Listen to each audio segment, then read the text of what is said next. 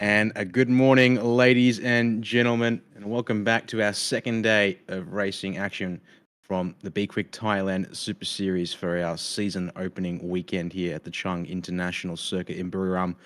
Daniel Yeaman here this morning, once again, providing you the English commentary. We'll be joined by Scott Rankin very shortly here on behalf of speedcafe.com, supporting this championship here for 2024 once again.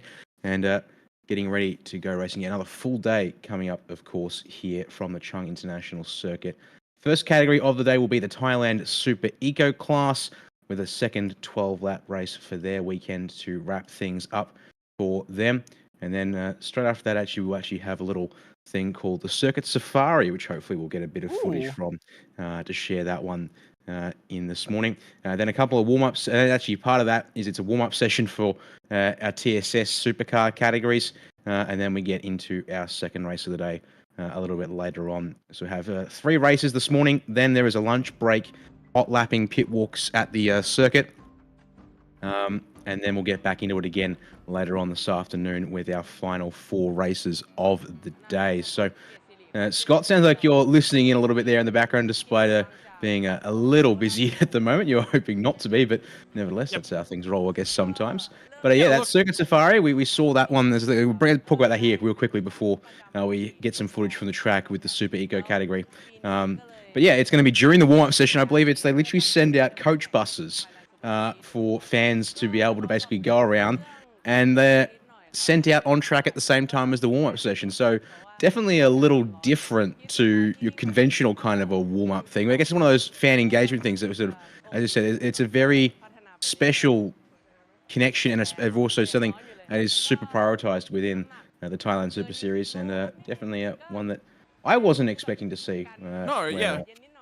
I mean, we did see photos of the buses on track and what they were planning to do earlier in the week, but yeah, look, I mean, it's something unique, you know, much in the way, I don't know how many of you watching along are actually cricket fans, but our producer and I are big cricket fans, and we're actually chatting just recently. They one of the things with the Australia versus New Zealand Test series was that they got everyone out during the lunch and break to go and have a look at the pitch. You know, they just sort of cordoned off the pitch. Fan engagement's so key, and there's been such a big focus on that from the Thailand Super Series. You already heard Goody talking about it yesterday during the interviews. You know, do you want to say hello to your Thailand fans? And generally, the statement is yes. I mean, it's when we get to Bang Sen, everyone goes on and on and on about how Bang Sen is just one of the biggest parties in racing right the year over. And, you know, now they're trying to extend that party to the other races on the calendar, which is key, which is critical.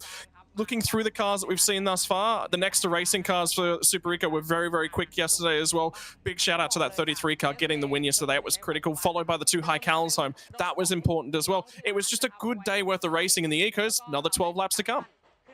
Yeah, it might only be a sprint race, and it technically has a 30-minute cap on that racing. Should it be necessary? But in saying that, we got through, I believe, all 12 laps of the Super Eco. We got through that. Too many dramas there.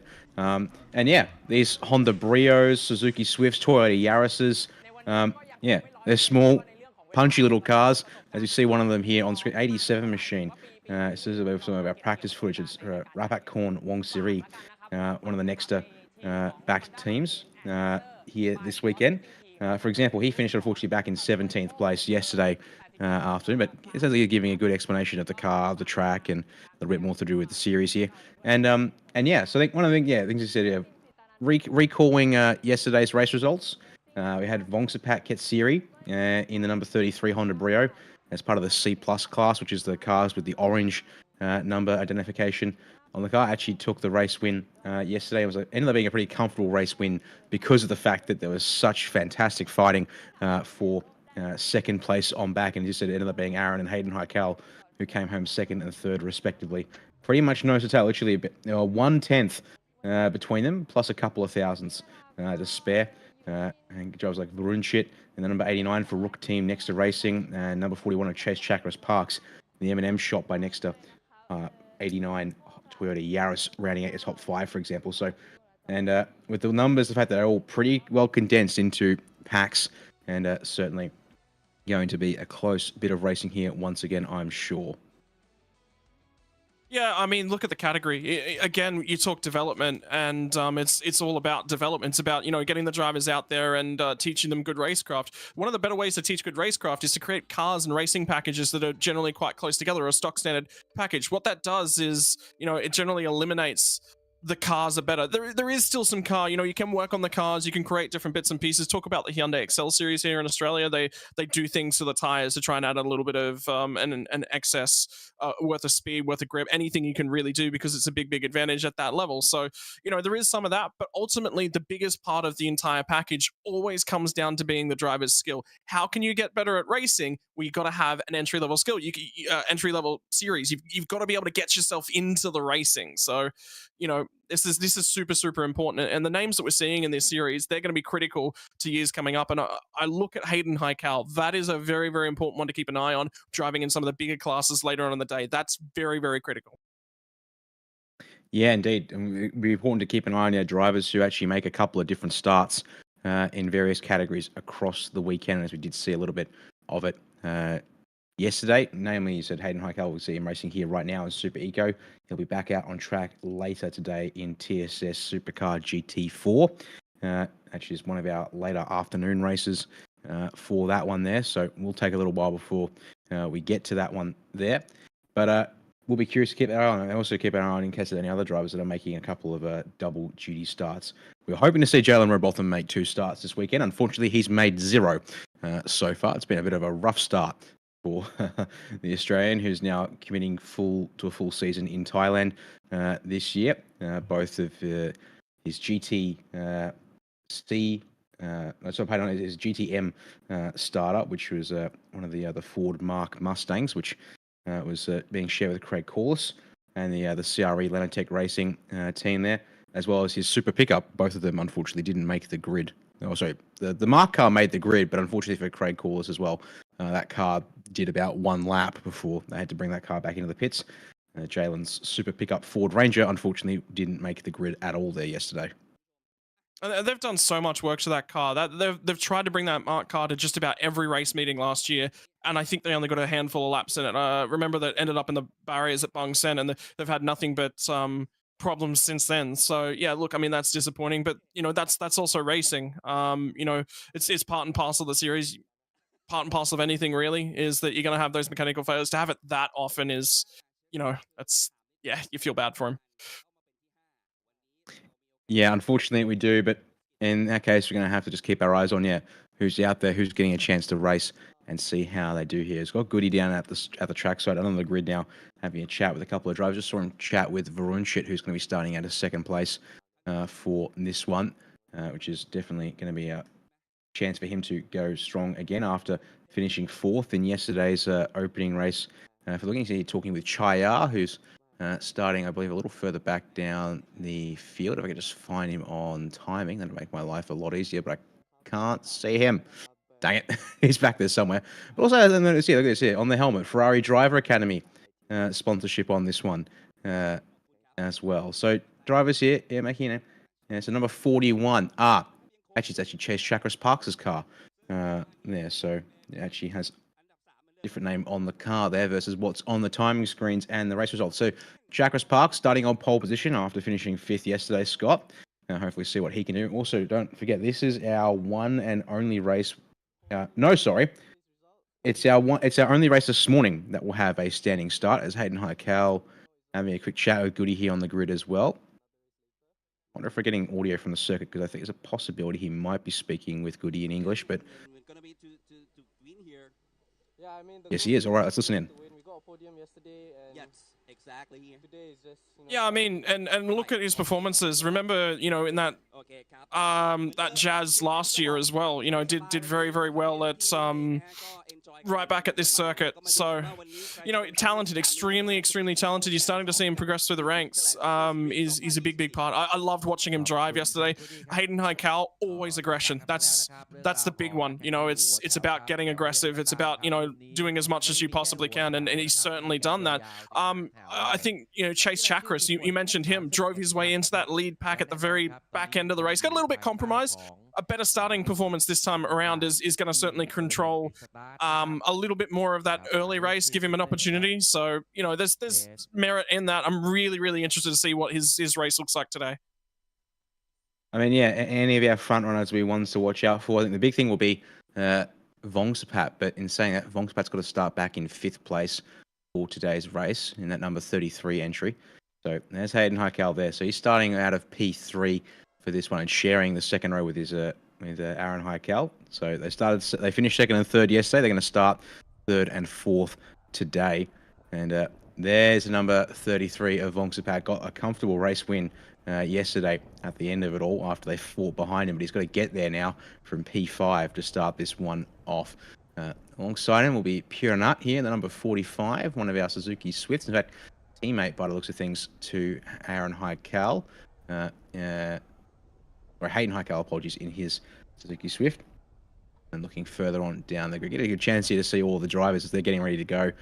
And here's Scott, and they all take a moment to pay attention. See now that there, Satapon, one of the B-Quik racing cars. I'm just trying to remember, where is our second B-Quik racing team entry?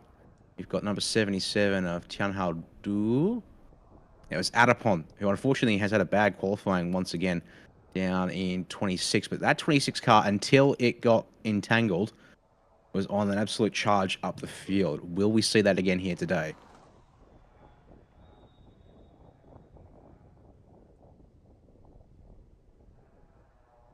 That is the question, at least on my mind. Hopefully it's on Scott's too, perhaps. But we'll have to just pay attention to how everyone settles in off the start of this one as we continue to look through the back of the grid. Now at P11 with Yop Bun Chu in that number 2 Honda Brio racing there today. He's going to be sharing that 6th row with Akanit, the Singer 212 Motorsport number 17 Honda Brio alongside him there as well. And now I think we're getting down towards the final couple of seconds, so actually transition to the trackside shots of the drivers and cars waiting on the grid, at least on this inside of the circuit.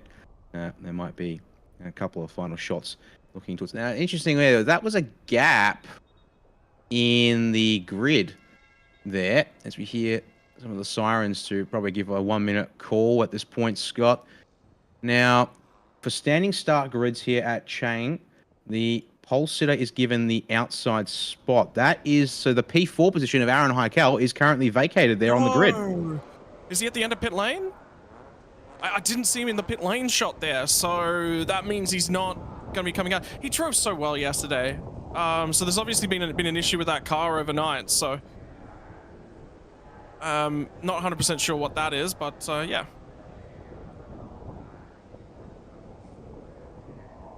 Number 59 there, leader, will be the leading driver in Eco Class C here to start the race, back in 18th position.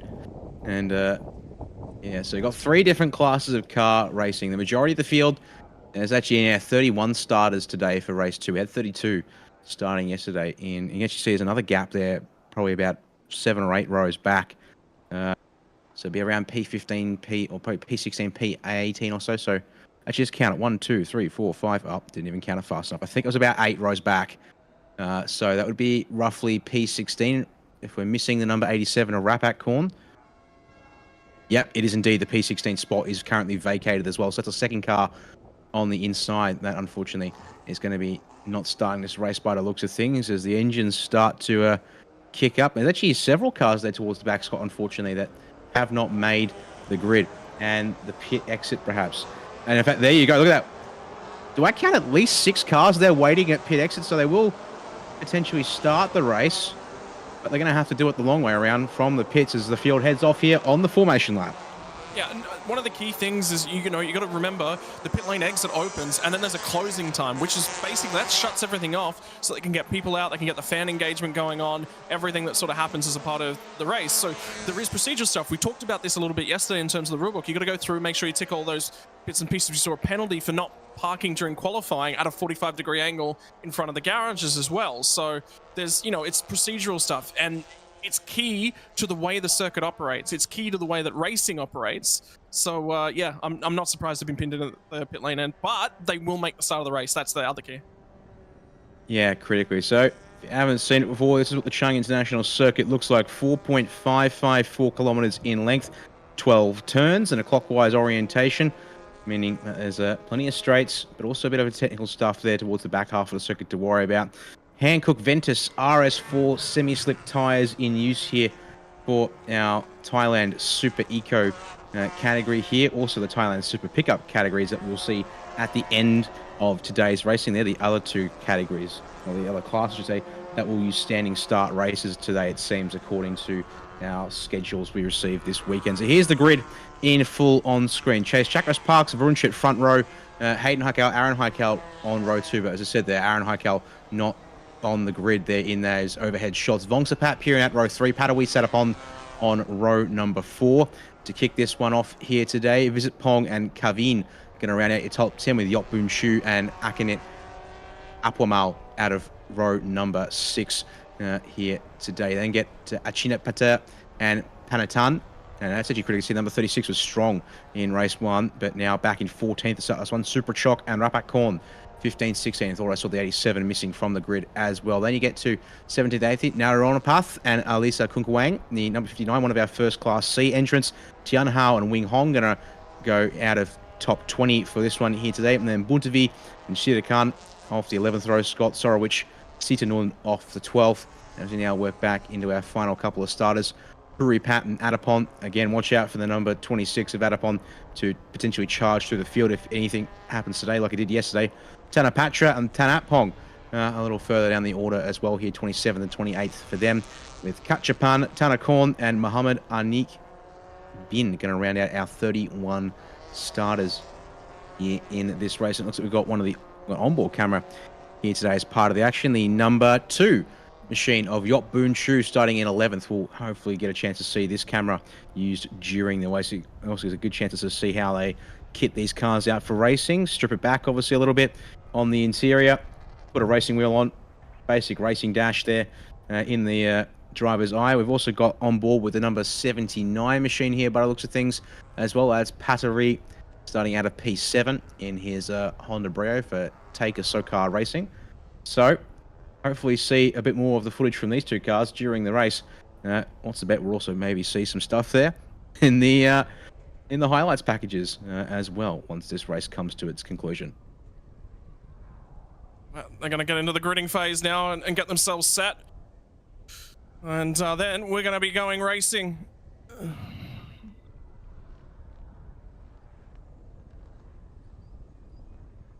All right, 12 laps on the board. Gaps in the grid going to have to be left. We'll hopefully see as many cars out there that can make the start here for today. So now just waiting for the green flag at the back of the grid, I believe. Still got the yellow there to the left, as it looks like just getting the last couple of cars in position towards the rear. Once the marshals there satisfied everyone's in position, hopefully we'll get that signal. As you can see, there's a hand up, but green flag about to wave here at the back of the field. So 5 lights will be coming on shortly. We do expect 1, 2, here they come. And the 5 lights go out. We go racing here for the opening race of the day in Thailand Super Series. And it's our Super Eco category aways. A car stalls at the back of the field. And the yellow flags go, but everyone dodges and we get away here on the run to turn 1. Yeah, now it's going to be try and find that vacant spot. Can you find your way into the traffic? Can you find your way into the queue? Who's got pace early? Who's saving some tyres? And remember, there was a little bit of a drop-off in that tyre pace. What's the temperatures like today? Remember, over in Thailand, it's just before 9 a.m. And there they go out of pit lane. 1, 2, 3, 4, 5, 6, 7. There was 7 of them trapped in the pit lane. Now they'll get the opportunity to get release. How much can they make? And the 61 car is that from the rear end of the field has been not able to get that car fired. Yep, Sorowich Somal in that number 61 was the car that stalled off the start as the field and front goes through turn 3 for the first time. We had contact in the mid-pack there, seeing one of our cars basically come to a dead stop, but looks to have got that one straightened back out in due order as our leaders here. It's going to chase Varench has jumped to the front. Hayden Hudkel up to second. They've immediately dispatched the 41 of Chase Chakras Parks off the lead as these cars make their run. Here we go, on board with the 79 of Padawi. Started in 6th place. Might be still in 6th as we come through the sweeping turn 4 at racing speed for the first time here today. Yeah, now it's pick up the braking zone. Who's your buddy? Who are you going to try and work with? Where does the space open up? And that's the key factor. Somebody checks up ahead of you. Where does... Oh, my word, what a snap. of oversteer on the exit, manages to control it, keep the car in line, still going as hard as he possibly can. Where's the space? Where's the car look good? What's it like riding over the curbs? And you have to ride over the curbs. Well, these nice big flat curbs here at the Chang International Circuit, so you can afford to use it. As there you go, up into turn 9 for the first time. The way these cars cut in towards the apex here, it also makes it look like for half a second that they're not using all of the available circuit as they then work their way down towards turn 10 and 11. So you've got the leading pack, which is sort of about 8 or 9 cars, and then you've got the next bunch of cars further on back as a bit of ducking, diving, looks for the race lead, but top 3 going to go through as they were, and top 9 more or less going to be as they were as well. As the line we will come, and it's going to be Varun Shit from Hayden Haikal and Vongsapat, your top 3, but then you've got the pack all the way back to Kavin, the number 91. So 7 cars more. So actually, no, make that 11 cars effectively here in an opening pack at the front of the field as they roar through turn 1 here on this second lap once again, and back up to speed. They'll go down the down the straight here to turn 3. Yep, so now pick your partner. Who are you going to work with? Keep your eyes on the 79 of Padawi. That's Farinat just ahead of him. He's run a reasonably good first lap. What's his lap number 2 going to look like? And as they get further away from our feeds, that's when you'll see the camera drop out. It's probably the furthest point on the circuit away. Run down through turn 3. It closes up in the mid corner. You've got to make sure you swing it back. If you end up wide at the middle of turn 3, you're out in the dirt, the dust, the marbles. There's no grip out there. You can't get back to the throttle. You've got to rotate it again. Have a look at yesterday's race winner, already moving towards the front of the field. Have a look at the drafting to the inside. There's no space there. Cover the inside as much as you possibly can. Here comes a swing to the outside. And the racing as vigorous as it was yesterday. Whoa, round we go. Can he pull the car up? Yes, does so. I'm just trying to get a read on who that might be, but I think it's quite possibly Chase Chakras Park in the number 41. I think you're right. He was in a yellow car yesterday. Yeah, just waiting to get confirmation. Indeed, which also the number 61's had a some kind of transponder issue or otherwise dropped off the track somewhere. 61 was the car stuck on the grid. Yes, the car stalled. It hasn't even come back out on track. My apologies. So it's flagged there as side by side between the 55, the 79, and so Padawi here.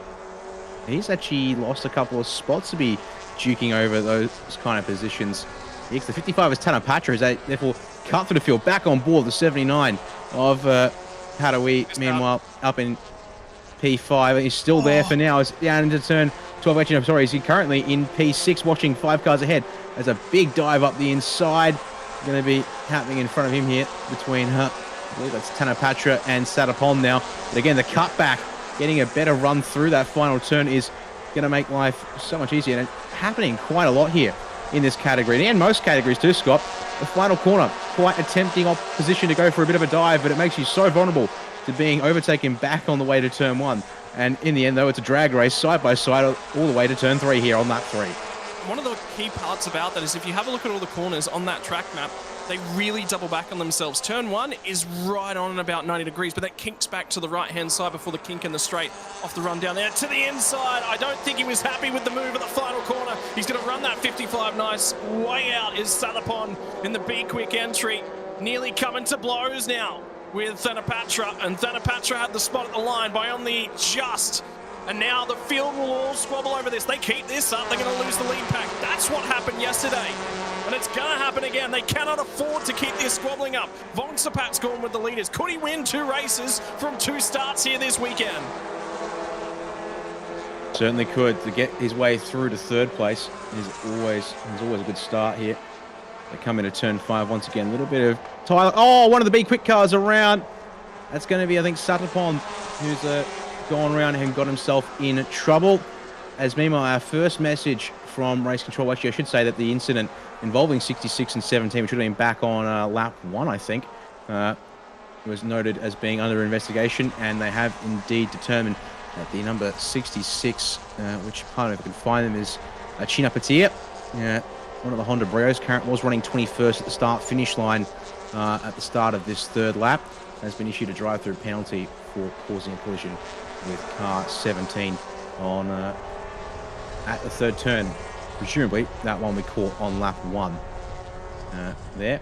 But back to the live feed we go. Top 4 starting to break away from everyone behind as they keep fighting over 5th place. Yeah, and now it's about settling yourself down. Varenchit ran a very, very strong race yesterday, but here comes Vongsapat again. You mentioned it, qualifying was okay, wasn't perfect. Now he's at the front end of things. Hayden Haikal slotting himself back into P3. Look at the squabbling deep who are in the pack. That'll be Adapon, and I think it might be Penatan. It's either Penatan, I'm actually be Ferenat in the 45 entry deeper in the pack. That'll be for 8th position between those two, all the way to the right-hand side of the road. Here comes the 55 entry. Patra now gets the drive on Hayden Haikal. Haikal might actually have a little bit of a draft in the second part of this straight away, but the 33 won yesterday, got 2 wing mirrors back on today because they were definitely missing at race end yesterday with some door banging that was on right on the limit of the tyre. You saw the tyre protesting, some smoke at the front end of the 33 machine, and now it looks like it is going to be a front 4 breakaway. The next car in line with his 79 of Padawi. So he's got the front end of that pack with all the squabbling that went on the last lap or so. Be interesting to see whether or not the 35 machine does just opt to run with these guys and not fight and squabble too much, because if they can do so, they can do that for probably about another lap, they will break the pack behind them. Almost done it. As almost 3 wide further on back, which would be about 7th. Into turn 4 is into turn 5. Your top 2 go defensive round. The outside swings. The 55 of Tanapatra going to challenge for the lead even here through turn 6 and 7. So they've got it all stacked up on the inside there, and it will be the 55 of Tanapatra that goes to the front. Hayden Haikal grabs a spot, goes to 3rd, as it's going to be Varunchit dropping into 2nd, and Vongsapat dropping 2 spots to 4th. Yeah, now who do you pick? Now it's going to be the run out of turn 8, the run down into turn number 9, and look at how early they've got to turn in. This corner really doubles back on itself. All the curb on the right-hand side. Try to pick the line up through the mid-corner, drive it off nice and straight, and now that pack of 4 becomes a pack of 7. They did manage to pick up the pack in behind them. There's another 5 cars they're going to buy into that lead pack. And with 9 laps to go, becomes 8 at the start-finish line. We're going to have a lead pack battle of about 10 cars here. That's going to be huge, huge in terms of things. But that 55 car, has anyone got something for the lead Suzuki Swift at the moment? That's the next question we'll answer. It's the Toyota Yaris of Rook Team Next to Racing that chases him. And then it's the second of the Suzuki Swifts. It'll be Hayden Haikal. Watch them here down to turn 1. They're all spaced out. Fairly even, and actually I'm going to turn my attention a little bit further down the order in this leading pack. As I did say earlier, not a great qualifying result for Adapong once again in the number 26, that B-Quik Racing Team Honda Brio, but there he is at the line, crossing it in P8. So the man is on a charge once again. He just needs to get qualifying, it seems, sort of sorted out earlier in the weekend, and he might be one to watch out in the later laps. As there we are, lovely little drone chopper shot. So basically, I'd say, what's that, 9, 10, close to 12 cars there, effectively keeping close together. Then it's a big gap that you can see there on the time screen as well, back to between 12th and 13th, a 4.6 second gap between those 2 cars specifically. There, as we watch this shot here, is in for 5th place, or 4th even, up towards turn number 4. It's going to be, Vongsapat actually under some pressure here from, I believe, Padawi in the 79. It is indeed going to be the 79 looking to the inside at turn 5, but they all close down there on the apex. No change this time round, at least here. It's side by side in behind, and it's going to be the 91 that slips through on the exit. Kavin getting past Padawi here through turn 6 and 7. Yeah, now line them up again. Once again, you've got to try and look at who you're working with. We know that Hayden Haikal is extremely quick. Now look back further in the field. Where's the qualifiers? I'm going to throw something out here and put it to you, Dan. I reckon there's a couple cars in this field that maybe ran practice tyres. Tyres they'd already done several amounts of laps on during qualifying. They saved fresh rubber for the race. And I reckon that's what's going on, because if you have a look at Adapon, his pace suggests he should be a lot further forward. By the way, fastest lap last time by, Chase Chakras Parks. At 41 entry after the moment that he had, and that was a huge moment, still putting in supreme lap times. He's back in 10th, makes it back into this pack, and you can see the yellow car in the background of that shot. Got a lot of work to do, though, and as you said, started this race on pole, but he's now going to give a whole lot of pressure to the 26 of Adapon, who's up into 7th place on this lap as they're now followed across the line. 5 laps down, 7 laps to go here in this opening race of the day, final day of the weekend. Here you watch here this now, Hayden Haikal trying to stay with Varunchit here He's actually made up quite a lot of time, it seems, since the start-finish line here, as they work their way up towards turn 3 once again, because the gap apparently it was 1.7 from the race leader. He's either locked up and in the back. Oh, Varunchit is going to lose the 89, and there we go. The witness marks on the bumper of the 35. And that's going to slow down that pack there a little bit some more. Aikal through to P2 for now. Varunchit going to be under all kinds of pressure. Vongsapat and Kavin, the next two cars in line, looking to have a piece of the pie. And there you go. It's going to be too wide, 2x2 even, on our way up towards turn 4. Here comes that 33 again, Dan, too. Vongsapat really getting after it as well. He's going to have another lunge down to the inside. Has to cover off the 79 machine in behind. And the replay, yeah, locked. That front right tire locked up for Hayden Aikal into the back of the 89 car. Did Varunchit perhaps break a fraction early? I reckon he's broken a fraction early and Aikal's broken a fraction late. I think it's both of them that have contributed to that one. But yeah, it'll always be on the trailing car, won't it? Well, they've swapped places back since we checked in on that replay there, but look at this angry pack of cars now right in behind them. This is the race for second, and it's allowing the leader, this time it's Tanapatra. Now we see to get away with this. Oh, Varunchit's gone super wide there through turn 9. Was there contact? I'm not sure if I caught that one well enough, but if it was, that's not done Hayden Aikal any favours. Try and work their way down towards turn 12 once again. Now you've got drivers like Vongsapat and Kavin side by side. In fact, the 79 of Hadawi now actually getting into this one here, trying to go around the outside of Varunchit for third place. And then look at this, 3 wide as they run off the exit. It is indeed Adapon in the 26 for B-Quik Racing. Has now made his way up to 5th place there at the start-finish line here, halfway through the race here as we start lap number 7. Yeah, and now Adapon, and see the guys up on the pit fence, they're just saying go for it, go for it. There's 6 laps left to go. We're halfway through this race. Here comes the 79, looking for a podium position. Padawi gets a great run. Varunchit starting to lose out a little bit. Now he's going to have to cover to the inside. 3 wide. Here comes the 26 machine of Adapon. Got covered off. Switches from the right-hand side of the road. Back to the left. Gets blocked at both spaces. Now the 91 machine. Kevin Vitainagorn is in the background and having a go. 26 bolting it down to the inside. They're all squabbling over it, and as happened yesterday, the 55 disappears into the sunset. But I don't think you can take your eyes off this. This has got 10 plus cars in it. This might be 12 or 13. Sure, makes sense. Realistically, it's everyone back to 11th place of Piranat in the number 45. If not more. Look, yeah, 2x2 at least. Yeah, threatening 4 wide there for a moment as they try and sort themselves out of here. Look at it, 2, 3, 4, and then 5, 6, 7, 8, 9, 10, 11. All here lined up in a row as Aikal trying to defend now from the 89. Everyone should indeed Adapon. Already made up a spot on Padawi on this lap, and now to the inside of Varunchit through 6. Can't get there though. But can he cross over perhaps for turn 8? No, he got held up a little bit, and it might even put him vulnerable to Padawi here at turn 8 as they all sort of sit roughly on the racing line for now. A little bit of moving around there in the middle of the pack with one of our Suzuki Swifts as then Varunchit goes wide. That's going to open the door to Adapon to make the spot here at turn 9. Side by side between the two of them. 45, 91. Fighting here further on back. That's, pardon me, Kieran Nat fighting with Kavin. As there we go. 3 wide on the exit of turn number 10 into 11. As they try and sort this one out here for third place. And it will be Adapon through there with that one.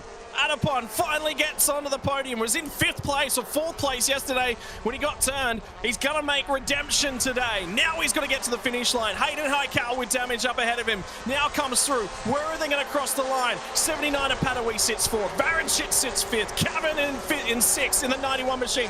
Vongsapat starting to recover in that 33 machine. Had a couple of off laps there. Now he starts to come back to the field. Panatan, 9th place will be Furinet, and Chase Chakras Parks into the 10 at the back end of this pack. And the 38 machine, I think it was. No, it's the 36. Panatan wide. Ran very, very well for the first half of the race yesterday, then fell off. So I wonder if there's a tyres degradation starting to kick in for a number of these cars. They're scrobbling like you would not believe. Last time by a race leader, 210, 359. The rest of this pack in the 12s and 11s. This just seems like fighting to the ends of the world as Padawi up the inside of Adapon at turn 3. Going to get that spot away and possibly a run on Hayden Aikal there for second place. The 35 will come over and try and cover the 79, but I don't think he's been able to do it. 79, I think, is alongside here, 2x2 for second place as we make our way up towards turn 4. Adapon wants a way on through. He got turned yesterday in an instant up at this part of the track. Oh, no. Fighting their spot almost 3 wide. They have to back out here, but here comes Padaway for second. He has to go the long way around here through turns 4 and 5 to make it work. And he won't get it, which means Adapon diving up the inside under brakes. This is what turned him yesterday at this very corner. He will get through, though, and get back to third place. And you've got the 89 there of Arunshit trying to get past Padaway. Doesn't work out. They're almost 3 wide through 7. Yeah, and he was starting to get blocked too, the 26 car. He was getting blocked multiple times. Now have a look at the wide contact! Wide contact! That's going to take 3 cars out of the running. Huge amounts of contact. Make it 4! Make it 4! It can only go that many wide for so long, and now the drama's kicked off. So much contact in this race. Have a look at Adapon, though. He's got through. He's still running. It was the guys at the front end of town. Hayden Haikal, though, has blocked, I think, Adapon one too many times. And look at the crab walk in the 89 machine. Varen shit's not going to be able to get out of there. There's no way they knew they were 4 wide. There's no way any of them had any clue they were 4 wide. Oh, you can even start technically from the inside of the circuit there, rather than the outside, and then bang, the number 7 clips the 89, pushes the 33, and then as the 91 comes across, they all squeeze into the same spot, and then you've got Innocent Victim there as well, amongst all of that one there as well from further on in the pack. But yeah, Varunshit, Piranat, and Visapong, the 3 cars most affected by that one there. You can see that all then scramble to try and find a bit of space on the track as turn 8 come over and did. Oh, yeah. The 89 of Varunshit. And I think that's Chase Chakras Parks in the background as well. Yeah, a little slow there. Meanwhile, back up towards second place, because don't forget the leader is happily checked out. It's actually Padaway who's gotten to the front of the group. Haikal trying to get back past here, but you then got still Adapon trying to find something work here as Varunshit will be able to carefully manage this car back into the pit lane despite his damage. Was it the 79 that was on the inside of that incident too? He squeezed them all out. If anyone's going to get a penalty after that, it'll be the car that was on the inside. And if that's the 79, he currently sits there. Now, these two, they've already blocked each other a number of times. They've gone toe-to-toe on the runoff of turn 3 down to turn 4. Still to the outside, Adapon. Does he cross the road? Is he trying to get to the inside of Hayden Haikal? He'll certainly have a go. The nose has been shown. What has Haikal got for him? It's Suzuki Swift versus Honda Brio in this pack. The Suzuki Swift of Haikal, 2 Brios. Both of Adapon and Padaway go after him. But the 55 out in front might have been watching his rear-view mirror, but I don't know how much of that he's been actually watching. Meanwhile, at the front of the field, Tanapatra gap nearly 10 seconds as a result of all this chaos that's been happening behind. Now, I think the car that I saw on the inside was Visapong Charter in the number 7. Similar looking paint scheme to the number 79 at Padaway.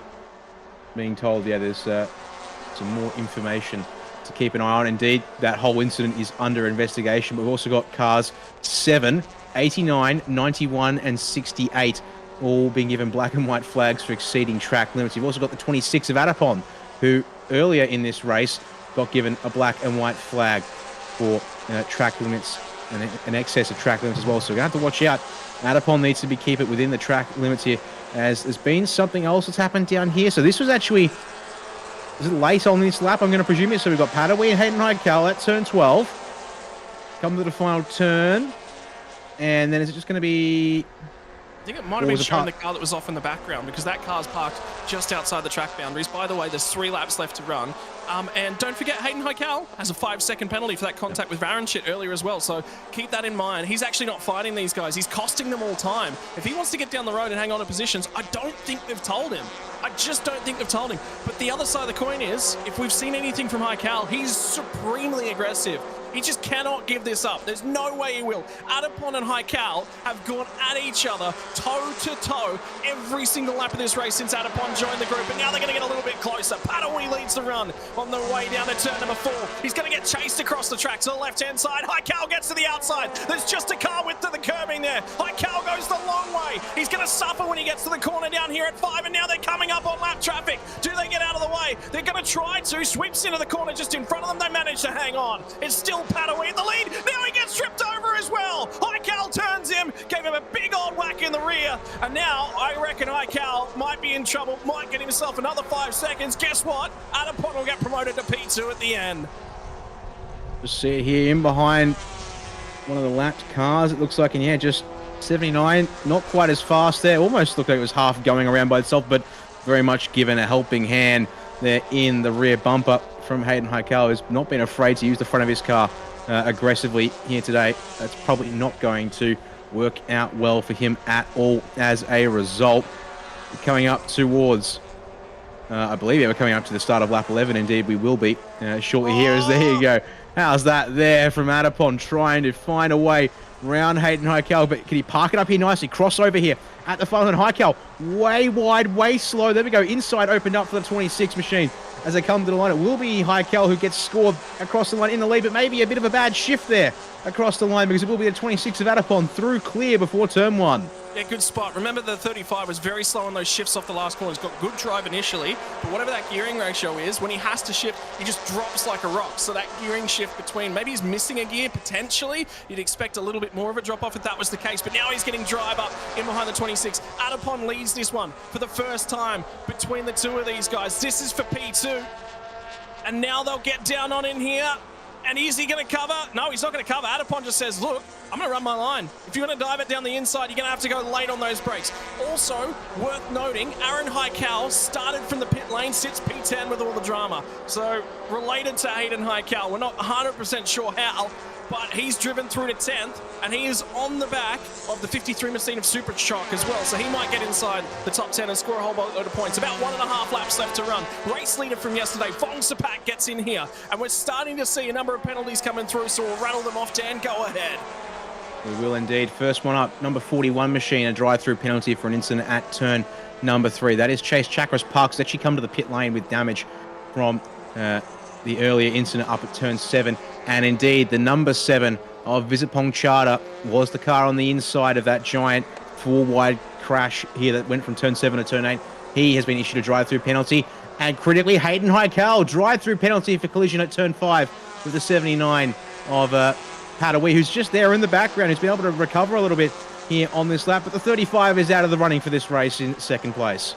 Yeah, now it'll be really, really interesting. Drive-through penalty for that 35. He's got to get to the pit lane and try and serve that one. He'll only have the shot this time by. Might get converted to a post-race penalty if they can tell him in time. The 55 for Thenapatra is going to come off the last corner. Last lap board is going to be displayed to him now. Final lap of the race. There's going to be another 4 kilometers or so worth of racing action. And look at the weights. 13 seconds, nearly 14 seconds the last time by. I wonder if Adapon knows that Heikel's got a penalty. Surely the B-Quik team on the radio. Surely they're letting him know. He doesn't need to fight the 35 machine. He's just got to follow him home. Now comes the 35 machine of Hayden Heikel. Vong Sapat in 4th. The 25 machine sits 5th of Sathapon. And there's going to be the 79 of Padawi as well in the background of that one. It's going to be a 6-car stoush for P2. It's going to be everything on it, and Hayden Heikel is sitting right underneath that rear bumper of the Honda Brio just ahead of him. Has Adapon got some speed when he gets down here to turn 3? What are the brakes like? Have a look at the 79 machine, left to right on the road. Now he's going to try and go the long way around. It's going to be the 2 B-Quik cars that make it into the top 6.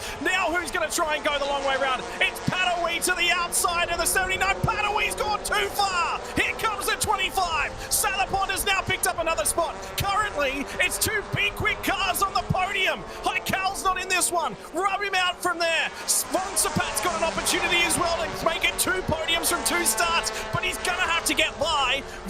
It's going to be Sathapon. He's going to make the way by. Sathapon's driven through this field after earlier dramas. Being backwards, has got back to this lead pack, so his pace is supreme. But can Adapon, after a strong drive yesterday, ended in disaster, take P2? Who's got it? To the inside, the 33 machine. Vong Sapat gets underneath there. Not quite an opening. Now he's going to have to go and fight it off with the 79 machine of Padawi. And here comes Adapon. This will be a popular podium. Don't you worry about that. Sathapon is in there. He's got space now. He looks comfortable. Look for the dive as they get down here to turn number 8. Then it'll be the flick back into turn 9. Who's going to be late on the brakes? Who's going to double it back? Where's the room going to open up? And what does Heikel do at the last corner?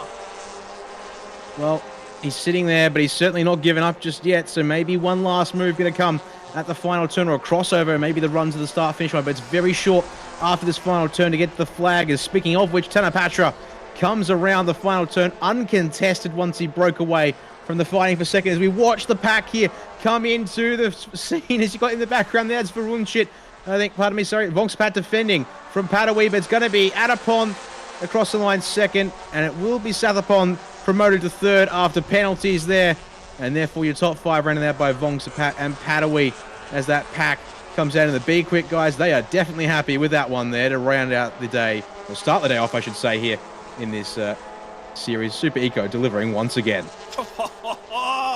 If you haven't watched the Thailand Super Series before, it's like that every single time. That was brilliant. Was that the 89 machine make it back out of the circuit just to try and pick up points? Quite possibly, yeah. Yep. Varun tried to get back out. Oh, man, he's tried to get back out. That's bold, to say the least, because they've barely been able to fix the car. So technically he could do this, although the question is technically been lapped by the cars on their cooldown. So whether that gets it'll still be allowed. We'll see how the timing and scoring goes. So it must be critical to get out and finish the race under the checkered flag, because we have a look at our overall podium. Officially, or at the line, sorry, Tanner Patrick from Adapon from Hayden High-Cal, but we do know the 35 has a drive-through penalty that was not served in that race, so that will drop him down the order. And with the overall cars being only 4 of them, it actually will be Aaron High-Cal, who finishes outright 9th, who's second in that class podium. And actually, Hayden High-Cal will still finish third, because I believe drive-throughs are converted to about 30 seconds in this one here. So that will mean that he ends up third in class. But Adapon actually wins the C+ category. They're second on the road. Sathapon second in class, with Vongsapat third in class. And our 3 Class C drivers, Elisa Kunkwang, 14th outright, Sita Nun in 18th outright, and Sita Khan in the number 72, 22nd outright to finish that race there. And actually kind of crazy how it happened once again here today, Scott. The race leader able to break away and then just checks out. The rest of them all fight so desperately, they let him go, and it just becomes a scrap for second, with the lead being 9.1 seconds at the start-finish line to end that race. He dropped 5 seconds on that last lap, by the way. We ran a 2:15.8. Did Tanner Patrick on that last lap. Might have been traffic. He might have run into some traffic and just went, oh, I'm just going to take it easy. The team would have been informing him for sure that he was over 10 seconds clear, had a lot of room to sort of work with. But yeah, it's odd he dropped 5 seconds on that last lap. I wonder whether or not there was a drama with that car. Well, that would have spiced things up. That battle we just saw would have been for the lead. Well, this is how they rolled off, and it was Chase Chakras Parks who was on pole position, and it was Chase Chakras Parks who exited stage right when he got down here to turn 4. Tried to carry a little bit too much speed. The rear came away from him. Then it was the battle in front of him between the 89 machine and that of Hayden High-Cal's 35. That would come to blows multiple times, and have a look at how tight it is from Padawi's point of view. The in-car shots tell so much of that story. You've got to move over, you've got to be clear, you've got to know exactly where your vehicle is and how big it is, because if you miss that by a few millimeters, that hole disappears very quickly. You're in the barriers quite hard. Then it was the run deep and wide. That was where the 25 machine exited out of the race and had to drive his way back through, got back to third. What a supreme run. The 35 machine of Hayden High-Cal, that was the first contact he made with the 89, and that gave them both damage. That was worth 5 seconds to be added to his post-race time, but it was still on between them all. And then it was the 7 machine on the inside of a 4 wide situation. There's no way, there is absolutely no way that car knew they were 4 wide, and he just tried to cover it as if they were 2, maybe 3. So look, it's tough, but he squeezed the cars to the outside. What it did create was a lot of opportunity for those guys, the B-Quik Absolute Racing team. 35 machine into the rear of the 79, that's worth a drive-through penalty, absolutely. My word though, the 55 machine skipped clear, but everyone was watching into the background. We barely had a look at Tanner Patrick today in that race because of all the chaos there on track. Goody will now take care of interviews down in the pit lane, but given we might be able to hear in with Hayden High-Cal. He's actually been brought in for the interview in 3rd place, which will be interesting to see here, because drive-through penalty should mean that he gets demoted off the podium. But let's see if we get anything on our feed here, because Hayden I do speak with Goody here in English for his chat, but I think I've just been told, unfortunately, no audio on this one here at the moment. But it was a good race. I mean, how brilliant was that race? So, oh, without a doubt, Super Eco gave us probably our best race to start off yesterday. That was actually halfway through the day. I mean, she was right in behind the pickup Division 1, which was pretty good as well, but definitely Super Eco delivered probably some of the best racing we'd seen up to that point in the day. I will admit, also going to be looking forward to TSS Supercar GT3 because despite it being a 10-car field, now safety car definitely helped play its part. We may not get the same kind of situation happening today that'll change things up. But yeah, we've got some big fields still to come this afternoon. Our next big field will be, I believe, Thailand Super Compact was decently sized. That'll be our final race before the lunch break. At least in Thailand, it'll be the lunch break there. By the time for us we get to it, it'll be about 3 o'clock for us in Australia. But what we will do is take a short break here now as Goody finishes up interviews with the Super Eco drivers in Thai and the Circuit Safari and warm-up sessions for our TSS Supercar categories coming up next. Stay with us here in the Thailand Super Series, all the Speed Cafe streams here for this second day of action from the Chang International Circuit.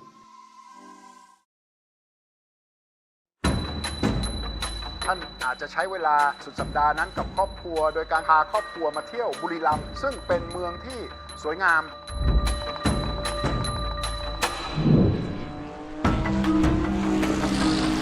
สามารถมาชมได้ฟรีเป็นการเปิดศักราชที่จะมีรถแข่งในทุกๆรุ่นมาพร้อมกันที่นี่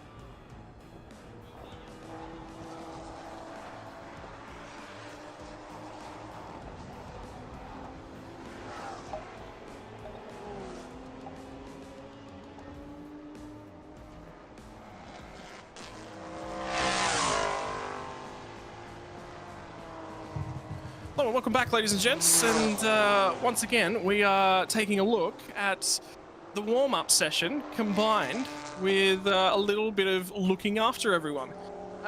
This is the buses doing laps, and they're double-decker buses at that. Fans getting an opportunity to actually go out and have a look at what the track looks like. That's the Simon Chan Fire Monkey Porsche as he scrolls on by in the 992 generation of the Porsche Cup car. As everyone's on the run, this will be up and out at 10 and 11. It'd be a really, really good opportunity to do that in a bus and actually have a look at what it's like. And there's a few free seats there. Dan, do you think we can potentially get a few of these seats next year? What are your thoughts? I'd love to be in a bus doing laps of this track. Well, it would be something. It's such a novel concept. I've never even looked at a double-decker coach. Even now, I'm seeing this for the first time myself. Like, and then we've got all of our supercar categories out here on track, trying to get some laps in to get a bit of an eye in for the track this morning. But they've got to contend with these double-deck coaches, like just trying to stay off the racing line for the most part here. And it is such a cool. I mean, yeah, and so yeah, if we had a chance to sit in the, you can imagine doing this live even. Would be something like that. Would be kind of crazy. You can see we're already down to 2 minutes and 45 seconds left in this one. It's just a quick little 10-minute session. Man, this would be something. Although surely they wouldn't be able to run the Safari. That's something like Bung said, because these kind of coaches would have a little bit of a problem with the Monkey Hill hairpin. Everything. They'd have a problem with everything. Everything. So, I mean, you've also got the roundabout over there as well, so... Yeah, I mean, man, this is just, for those of you who are just watching, this is the exact same circuit for, as we just ran the Super Ecos on. It's really first class up in there. I'd be out with the camera taking photos, absolutely. And, I'm jealous. I'm actually really, really jealous. So that's going to be one of the Lexuses. No, that'll be one of the GT4 Supras, I think, actually. Cutting its way around. The Lexus had a bigger front end on it. Yeah, and there's the Toyota badge to confirm. So that'll be the GT4 Supra, I believe. And Simon Chan's going to come back out of the pit lane. So there is only about 7 of the cars that are actually out on track. There's actually 8 now as the 25 machine, which is the Ferrari 488 Challenge car driven by Singer Motorsport Team Thailand, is now on the track and doing laps. So there isn't a whole huge deal of cars. There are 31 cars across the GT categories this weekend that are available to go and do this session. But this would just be a betting in, just making sure, checking everything from overnight, run some old tyres, make sure all the temps are operating correctly, everything's running perfectly. So there's no way that anyone's going to be breaking record lap times here. There is one of the GT3 cars out, which is Vorvu Biron-Bakti in the Carlo Van Dam NSX. Remember that had a little bit of damage to the front left corner after contact with Douglas Koo's Mercedes yesterday. So that would be a good opportunity for them to just test, you know, did we do some repairs overnight? Is everything working? So the other car I'd be looking for to actually be doing laps right now, if they're going to run this weekend, is the Craig Corliss General Botham car, and that's not out on track either now. No. Does make you a little worried that we're not going to see that car at all after, not doing one lap yesterday, and unfortunately Craig Corson having to bring it back into the pits pretty promptly, which is definitely a shame, to put it mildly. But you can see here, enjoying the scenery track. Had a couple of cars, swing violently. The buses are coming up into turns 4 and 5 at the moment, so. Next couple of cars, in that case, the 95, which is the Nissan... Actually, 95 is GT4, apologies. Where is that? No, that is indeed, as I thought it was. The GTC Nissan GTR R35 should be swinging past these buses if the timing lines up with my footage here. Well, there's the 25, so that's the Ferrari Challenge. 59, and there's the 95. Actually, they're not quite in order on the transponders versus the actual track footage. Well, how's that there for a bit of lean inside the bus up top, Scott? I was going to say, I've seen some body roll on some of the trucks over the weekend. I think the bus would have a little bit more body roll on that. How cool is this? Look at the heads. Everyone's looking out the window having a look. There's a few TV screens up and down the bus as well, so some shots of the lap possibly being piped in. I was a little bit concerned, I'm not going to lie, about this Honda bridge, but what's the clearance like? Oh, hey, there's heaps of space. Easy. It's a good meter, at least. It's all been carefully designed, apparently, to support the Safari buses as well. So, the checkered flag has come out for the cars that are actually doing warm-up laps here from our TSS supercar classes. Now, Safari buses, coaches, going to make their way around turns 8 and come on back to the start finish line. What's actually a shame is these buses don't apparently get a transponder, despite having the windscreen banner kitted out to match all of the categories here this weekend. Can you just imagine the transponder just trying to track these things, carefully meandering their way around the circuit? Yeah. Can we get the lap record for a double-decker bus in the Safari session, please? Not that these cars are actually competing, but anyway, that's the Vorvu Biron-Bakti Carlo Van Dam car just coming through on the inside now. That Singer Motorsport Team Thailand NSX with the white flare. So they've actually had 2 of their cars out during this practice session because the 488 Challenge car was also out and in turning laps as well. So yeah, an interesting, something unique. You don't see it the world over. It's about looking after the fans, and I'm signing up to be on that bus if we're ever in Thailand. I tell you, I'm definitely on that bus. You are not getting me to not go out on that bus. I'll try and get in something else absolutely faster for sure, but the bus is a must-do. Yeah, it definitely looks like it there. As they now just got to. Now, do they come back into the pits with all the cars? I presume they would as well, wouldn't they? Got the drop off all the spectators somewhere. Yep, indicators on. So, well, signalling there from the lead bus there at the moment. That it'll be heading into the pit lane, presumably in that case. Being told apparently there's a dive bomb incoming. Oh, yeah, I've got the Supra. No, I think they're going to observe the white flags and follow the buses into the pit lane, I think, at that point there. Well, that will do it for a little exploration of the circuit here with the Safari and our TSS supercars classes completing their warm-up for today. What it does mean is that in about, where are we looking? Well, we're a little bit behind schedule by the looks of things, because in about 10 minutes, or less than 10 minutes from now, originally, the plan was to see pit exit open for TSS Supercar GTC for their final 12-lap race of the weekend. Race start was scheduled to be in about 20 minutes' time for that event. So we'll have to see if they're on track to be able to get that one out there on time. There we go.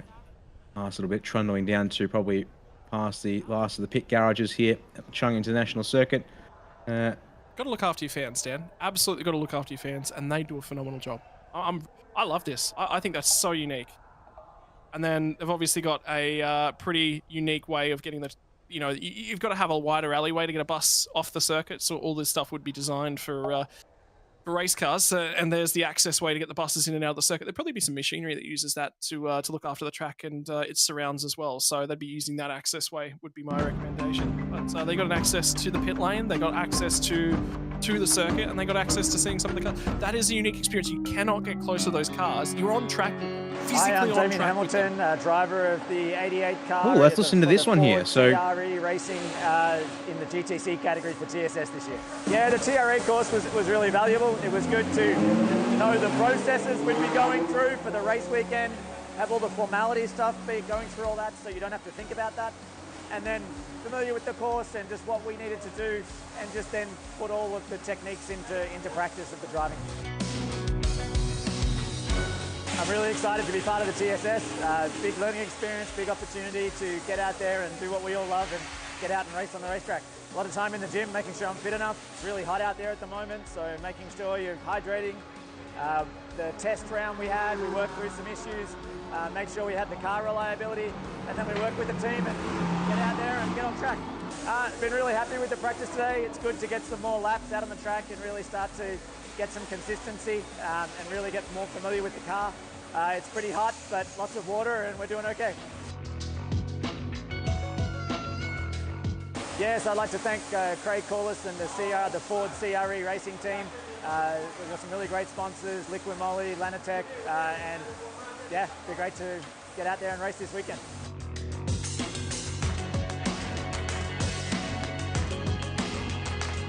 เฉลิมเมธ ทั้งสุธีและนนท์บุญครับทีม RR Motorsport Tech Pro Racing ครับแข่งขันในรุ่น Thailand Super Series GTC นะครับแล้วก็ที่ผมขยับรุ่นขึ้นมาจาก Thailand Super Compact มาขับ GTC นะครับ I tell you what, at least you guys are actually having a look out there and in YouTube land and enjoying everything.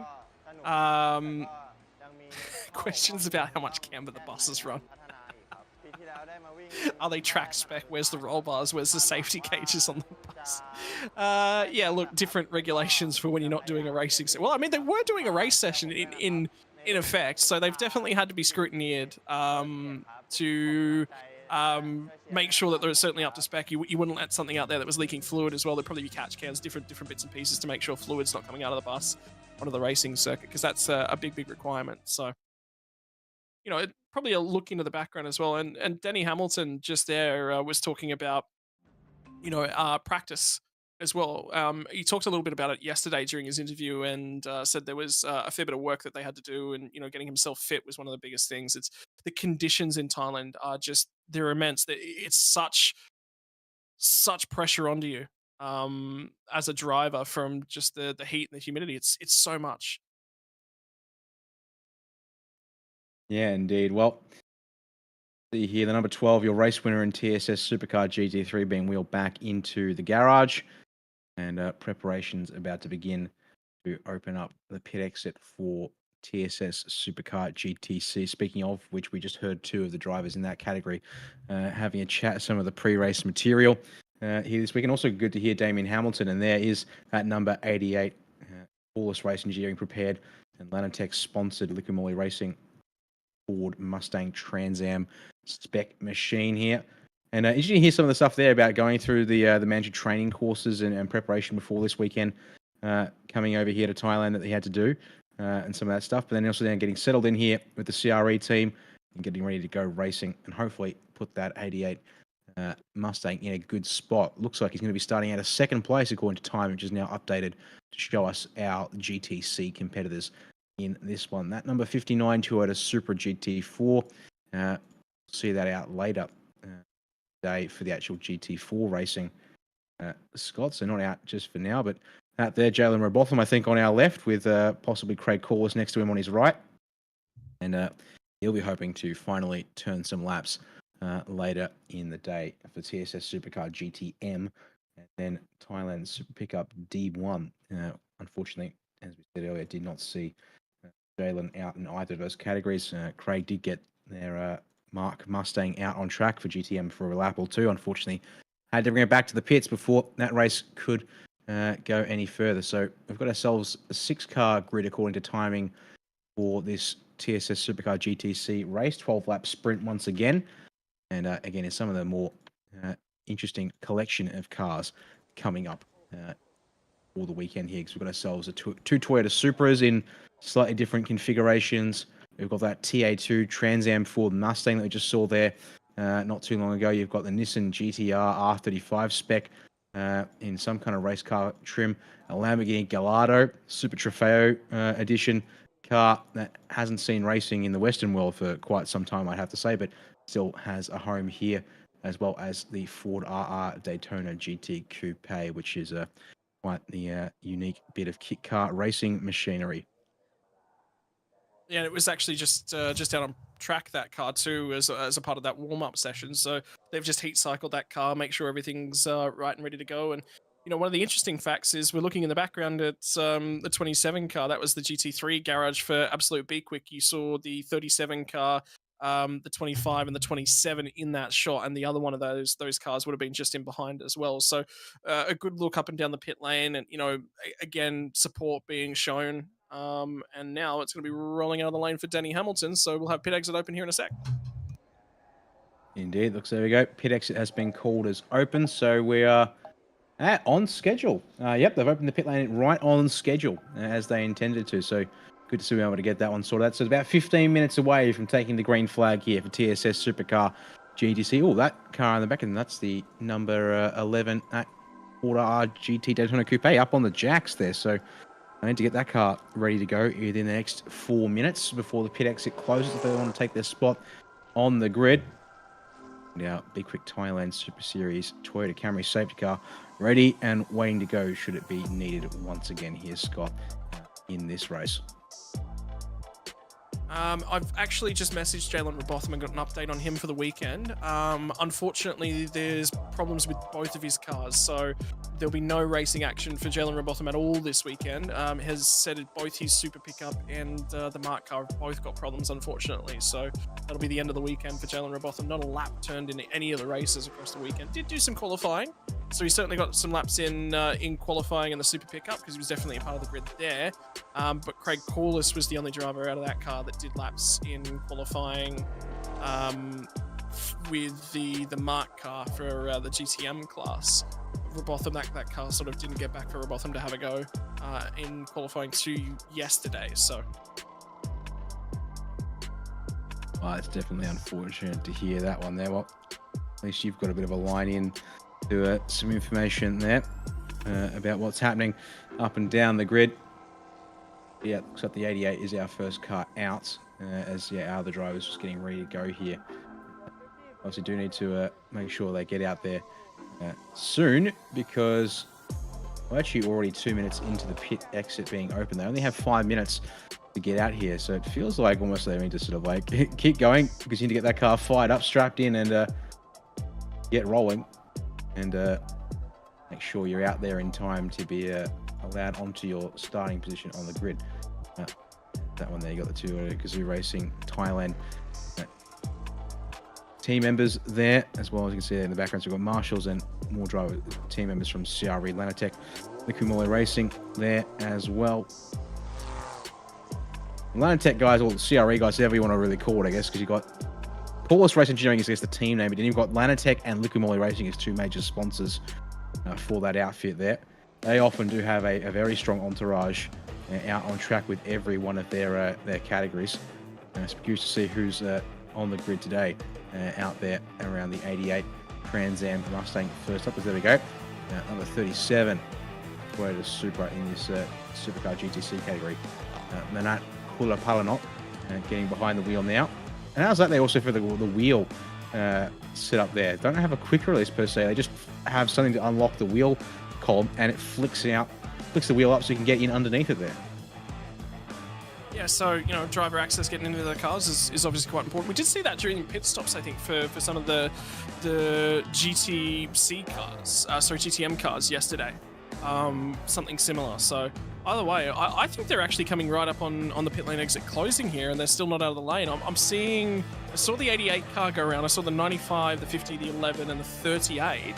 I reckon they're quite close to missing the window there, which is really interesting. By the way, Manuel Rafael Caceres' Nissan GT-R R35 did quite well in qualifying for this session.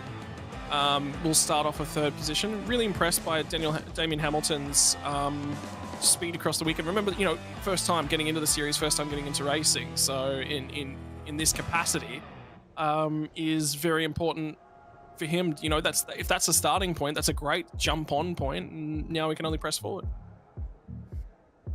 Just having a look here at our gridding and results. So pole position for Akarapong in the number 38 Toyota Supra, currently sitting at a 1 minute 44, a qualifying result of 1 minute 44.208. Now, time in this category do spread out pretty severely, as Damien Hamilton, who will be starting at a second place, has a 1 minute 47.0 to his name to line up on the front row. Interestingly is that we've got Manat in the number 32nd, the second of the Supras. Does have a faster time at 1 minute 46.5, but on the results, or the starting grid order, has been shuffled back to the final position. Exit's closed, by the way, Dan. It's just closed. Just as a heads up. So right on schedule, it's closed. I see. I actually don't think we've seen the Toyota Gazoo Racing number 38 out of the end of the pit lane. Well, we'll have to figure it out, I guess. So we've got Damien Hamilton there on the grid, along with Manuel Rafael Caceres and Manasseh Manuel Caceres as well, as made it out onto the grid. So that's three of us. That's one of our Supras there trying to get through. That might just be it in terms of the cars getting through in time. So they might have left it right to the last possible moment, perhaps, as we've been given their 10-minute board here now. Drivers to get ready for the racing action here in TSS Supercar GTC. You have to wait and see. I saw one Supra, and it looks like they're the pole position. The pole sitting Supra has made it to the grid and out and around on tracks. Yeah, there they are. The 38 is getting set and ready. This was the final chance for the driver to jump it. 37 might have also. It's now registered a time through Sector 1, Sector 2, so it's definitely out there, got out there before the end of pit lane. So all cars will be on the grid, I think, for this one, but that 37 car is going to be off the rear. So pushing it close a little bit, it seemed, but nevertheless, they've all made it out there as well. Well, Goody's now down at the track. If he talks to Akrapong, pole sitter, that will be an interview in Thai. There's a possibility we'll chat to Damien Hamilton. That'll be in English. Now it's just I guess the question of whether we get to hear that here on our feed, delivered to us from the team at the track as part of the production for this weekend. Being told, unfortunately, no audio has been sent through in this part of the feed, which is a bit of a shame, of course, but we'll make do here, because this first interview, this will definitely be in Thai with your pole sitter, Akrapong, as he is a native Thai there. So these Supras, Scott, we saw they were very dominant in this TSS Supercar GTC race yesterday. Odds on something changing. I mean, say that the Mustang looked all right for the first couple of laps. Definitely on the straights is where that TA2 V8 motor under the nose is its strongest. But maybe a little bit more balance for the Supras in terms of speed in the straight, as well as handling and handling grip there. Yeah, the Supra's been very, very quick, and I mean, I think Akrapong's doing a phenomenal job in that car. Like we said, Damien's taking an opportunity to step in that car and really skill himself up. The Nissan GTR, I think they had some problems with it for Manuel Rafael Caceres yesterday. And Manasseh was, I think, having a lot of problems with the Lamborghini Gallardo, so that car wasn't all that quick. The biggest moment I think of that's happened across the weekend was probably Ciramet getting sideways on lap 1 down through, was it turn 5? I think it was safe through turn 4. It was turn 5 where the rear end all of a sudden just came around on that car.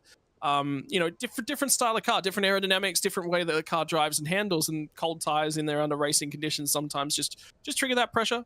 Have a look at Damien, by the way, just sort of settling in and enjoying himself here this weekend. You can just see, he's taking it all in. He's learning as much as he possibly can, and would be looking to try and push on next year. Did you see that there was something hanging in the background of that car? Is that some flowers attached to one of the exhaust hoses or the vent hoses, I think? Something to that effect. There's been a question in the chat as do we understand Thai? The answer, unfortunately, is no, we don't. And unfortunately, that means that we are limited in what we are able to listen into and be able to present to you guys here on the broadcast. As to whether Thai is commonly spoken in Australia, to my knowledge, no.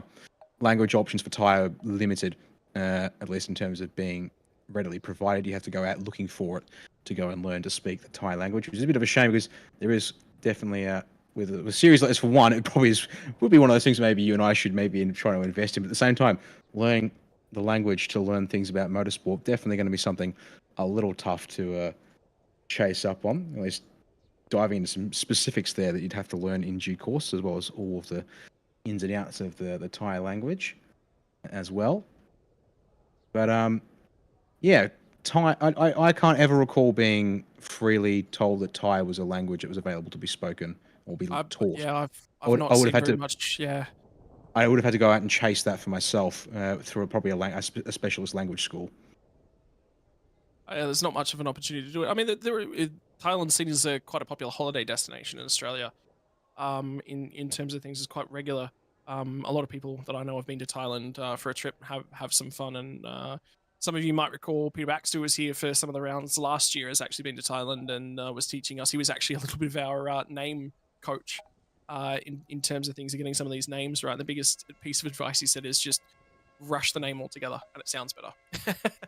that was an amazing piece of advice actually, because it absolutely worked. I was really, really surprised with you overthink sometimes when you're reading names. And how good's the conditions over in Thailand? It's probably worthwhile having a look at what the weather forecast was like, because yesterday, by the way, ladies and gentlemen, we're seeing a forecast. When I first checked it yesterday, we were looking for about 55% chance of rain about 3 o'clock Thai time today, which would be in about 5 hours or so. It'd be currently it's 10 a.m., just before 10 a.m. in Thailand. So yeah, our strongest chance of rain, possibly right around when TSS Supercar GT3 kicks off at about 30% chance of rain.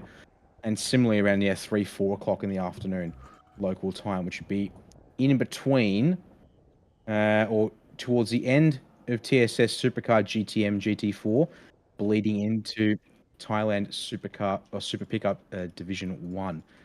They're being told that weather has come down something fierce earlier in the week, possibly as high as, and I can't quite believe the number we're being told, 48 degrees Celsius is what it is where it was at one point earlier in the week.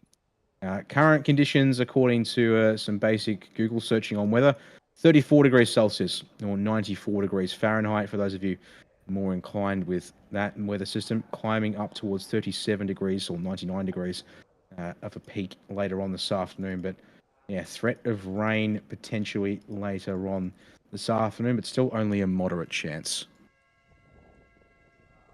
Yeah, and it's going to be later in the day, I think, than it was looking yesterday. You know, the other thing is, every single time I think we've checked the weather for this series, and there has been some rain in the forecast. Every time we check it, it gets further away. So I'm going to put the weather forecast down, and we'll just pray for drops on the camera.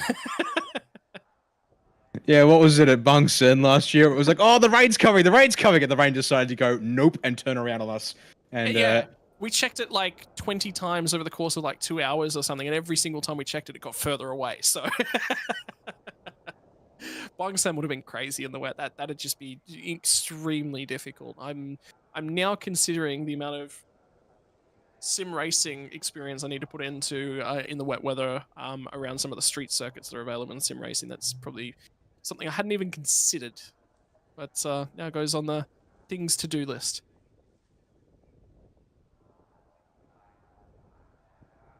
Yeah, well, sirens have been blared, so I like the 1 or the 2 minute warning. Probably the 2 minute warnings were at 9:58 local time AM. 9:58 AM local time at the track this morning. So yeah, should be scheduled to pull away from the grid in just under 2 minutes time. But yeah, we'll see here how things are going. Also, yeah, the last minute bit of air blowing into the cockpit. Apparently,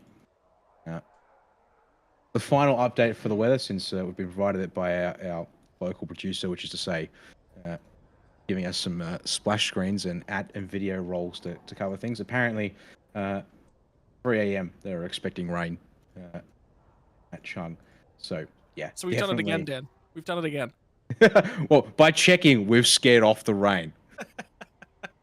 Well, I'm not gonna say I possess any great powers of wind. As they go, start engine board sent out. I presume that's going to be our 1 minute board there. Indeed it is. So almost time for our drivers to roll away from the grid and start their formation lap. They will have a rolling start for this category. So I'll come back onto the start finish straight and be in the hands of a Karapong in that number 38 Toyota Supra on the left-hand side of your screen here. Well, safety car will be rolling away here in about 30 seconds, so it's time to put the foot down and go in the right direction as they'll be firing those cars up. Look at how beautiful that second row of the grid looks. When was the last time you said you'd be able to race a Toyota Supra against a Trans Am Ford Mustang, against a Nissan GTR, against a Lamborghini Gallardo, against a Ford Daytona GT Coupe? I don't think there's such a different selection of cars in one field globally, full stop. I don't think it happens. No, this GTC category is quite unique because it is. I mean, it's almost it's almost a shame. We had a few more cars last year, and we actually had some GT4 cars actually running in it as well. And just that that would have been. It was even more crazy because last year it was a couple of the Trans Am cars against a couple of GT4 cars, and it was just like this complete mishmash where it was like the GT4 obviously great under brakes, great through the corners, but then you had the Trans Am car which just absolutely roared down the straights and was able to close up most of the time loss. And then I guess it's a game of driver experience and confidence really more than anything else. Well, that's the circuit here at Chang once again. If you haven't got yourself sort of acclimatized to it here. And for this category, as we are one of the TSS supercar classes, we are on the Hankook Ventus F200 slick racing tire should it stay dry, which, well, it's meant to stay dry. So let's leave it at that in terms of presumptions and expectations and see how the drivers hold on to things here. 12-lap race, so it is another sprint once again. We may see some tyre drop off once again. How's that there for microphone positioning, as that will be the sound of most likely the number 88 at Ford Trans Am, giving us a bit of a roar there.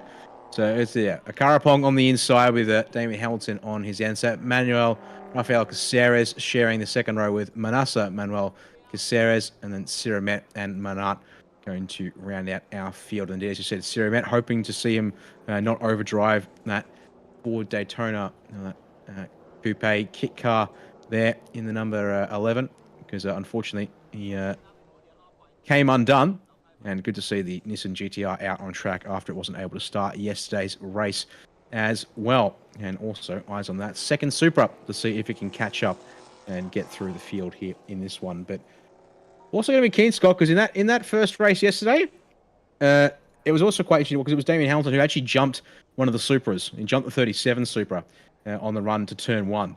And that was so got a good launch. Hoping he might be able to do the same here on the front row and maybe challenge for the race lead here right away off the start.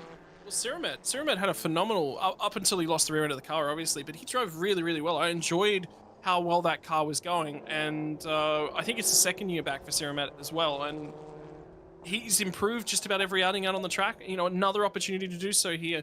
I'm interested to see how the Nissan GTR goes. I mean, the Gallardo, I'm just enjoying just watching these cars too. You know, at the end of the day, at the end of the race, it may not be as close as perhaps we would like, but the flip side of that is an eclectic collection of cars you're not going to see anywhere else in a race capacity. This just doesn't happen anywhere else. So, and already warming up with the tires is what's going on in the final corner. That's why you see the surge from Akrapong, who has control. Keep your eyes on the Trans Am car to his outside. What's the drive going to be like for the Nissan GTR? How are they going to fare when they get down to turn number 1? And cracks into the power as early as he possibly can on the left-hand side of the road. Goes the Supra. Now what's the Trans Am car going to have for it? And here comes a Daytona Coupe. Already grabs the Gallardo. Already grabs the GTR. Nearly into the back of the Trans Am car. Looks for a long way around to turn number 1. Goes to the outside. Here comes the Daytona Coupe. This is where it's really, really supreme, is in a straight line. They got the nice jump there at the start, though, for Karapong on that inside as the speed traps come up here for the first time at pace. And it's 220, says it's a comparison to speed traps, 222 for a Karapong in the Supra, 233 for Damien Hamilton in that Trans Am Mustang, 215 for Manuel Rafael Caceres in the GTR, 180 for the Gallardo Super Trofeo in the background, and for the number 11 here, 224.3. And make their way through turns 4 and 5 here. Now, this is, again, the spot where at number 11, Siramet came unstuck. Can he make sure to take it a little more gently here on this opening lap and stay? There we go, gets through. So, tick that box off now. Hasn't overdriven it on this occasion. And now, build into this race here, because he might certainly be a chance for second place as they roar up to turn 8 here at racing speed for the first time. Damien Hamilton has the spot at the moment. In the meantime, Akrapong is trying to skip as clear as he possibly can. Manat from the rear of the field for the Toyota Gazoo Racing Team Thailand Super 8 AR in the 37 entry. He's already made 1 spot on the Gallardo. And now he's made a 2nd spot on the Nissan GTR. So his next opportunity is going to be to try and close down and catch onto the back end of these guys. And here comes the Daytona Coupe. What's it look like under brakes? Relatively even. Apex speed looks a little bit better for the Trans Am car. Wiggle there for Siramat's Daytona Coupe. And now the drive off down the front straightaway. Trans Am car's got the horses, but the body style, I think, certainly favours Siramat's Daytona Coupe. Now watch to see what the speeds are like once again on this next run through the speed trap here. And yeah, they're about 20 kilometers an hour faster than the Supra, unfortunately, for a Karapong. A combination of both maybe some handling and maybe confidence in his own car. He's got a lot more cornering, braking speed than these two things. So it's going to be a duel for second that we're going to have to keep our eyes on here across the rest of this race by the looks of things here between Damien Hamilton and Siramet. As they roar past the cameras here, something fierce. I will admit, it's a sound I do particularly enjoy. It's a little wide for Hamilton through turn 4, but Siramet too far back to make anything of it here into turn 5, although still got 10.5 laps to try and find a way through here, so we'll see if he can make something of it in the next little while here. Is up through 6, back to the right for turn 7 they'll come. Lean on the left-hand tyres through this corner here, and then a whole bunch of left-hand tyre work. Get turn 8 and 9 to bring it back towards the end of the lap once more. Look at the entry, though, that they have to take in down to turn number 9 here as well. Always that little bit narrow. You can't sweep in from the outside and cut it back because the corner comes so far around. You've got to be right near the apex from the entry of the corner. And now they'll try and wind it up. That Nissan GTR is actually managing to come through. So I reckon Manat's had an off somewhere on this lap because he's lost a spot again. That Nissan's starting to catch up to the rear bumper of these guys. It's going to create some good racing as they all try to squabble for position. Yeah, the time's coming to that Nissan. It's actually not doing too bad. He's done a 46.3 this last time by for Manuel Rafael Caceres, and 47s for the 2 cars ahead.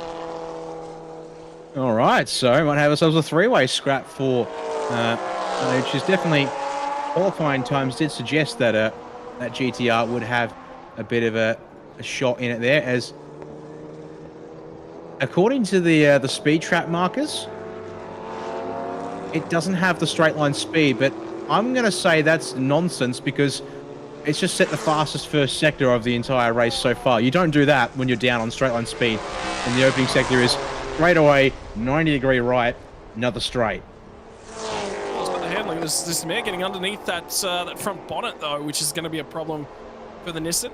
If that all of a sudden takes off, you know what will do quite nicely, though, is that's some nice extra cooling to the engine area. But it'll be creating a parachute on the front end of that car. Now down through the second sector. What's the times looking like? A little bit quicker now for Damien Hamilton and Siramet. And now Siramet's going to start to close in on the rear bumper of that Trans Am Mustang. Can he get a touch close? Looking for the hole to the inside. It's going to shut the door on that one. Really starting to get close. He's so close on the mid-corner and corner exit now. It's about time in the run, though. And can he outbrake him when they get down to turn number 3? He's going to have to try and find the line. It'll be the mid to exit corner. He might have to try and look for a switchback, will probably be his best opportunity. And that GTR is still going with the 2 for the battle for second place. And now we keep an eye in the background for what's happening in that. Because he's not gone with these guys as much as he necessarily would have liked. And we'll get an eye on the lap time when he comes by start finish line. 48.629 for 37 machine in the background of that shot. Is now 4 seconds behind these guys, but it's second to fourth covered by less than 2 seconds as it currently stands. 46.335 for Damien Hamilton, 46.630 and 46.219. So their lap times all very close together.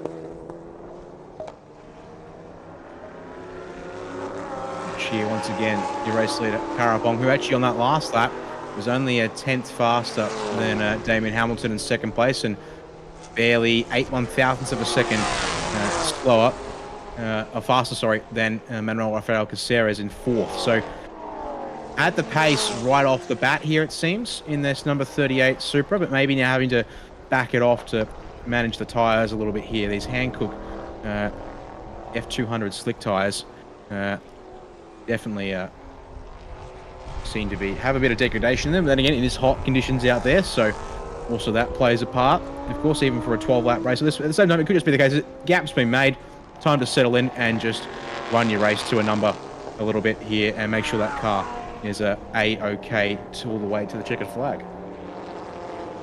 I don't know. I still think this is going to get tighter.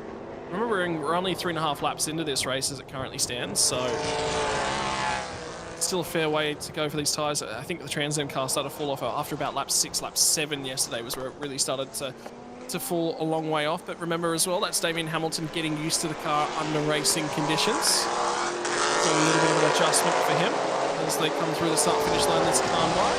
All of them improving on their best laps. And I tell you what, the Daytona Coupe has just set the fastest lap of the race with a 45.574. Was actually faster than the 38 car up at the front end of town. So the Supra is able to bring its tyres in just a little bit quicker and then stabilize really, really nicely, whereas the others are pushing on quite aggressively to try and get the lap times out of those cars. There is 2 tenths covering the lap times from second to fourth. There's nothing in it. They're all exceptionally close together. Have a look here at Manuel Caceres, who unfortunately is a little way off the pace of everyone else here out on track. But getting a feel in for the car. And the track, it seems, just does a 1:58.3. Building up pace as we check back in with this fight for second. If they can keep up this, they might be able to start inching their way back towards the race leader, but they're going to have to start finding some good time because they crossed the start-finish line at the start of this lap.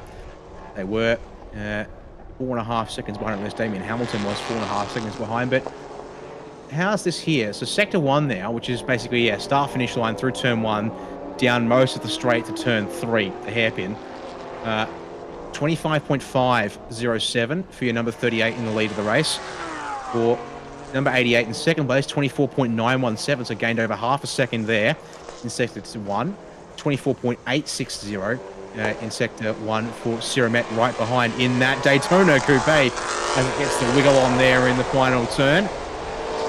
So gap actually does extend with big gains in the final sector in particular, but a little bit of time back in sector 2 as well. to that Supra.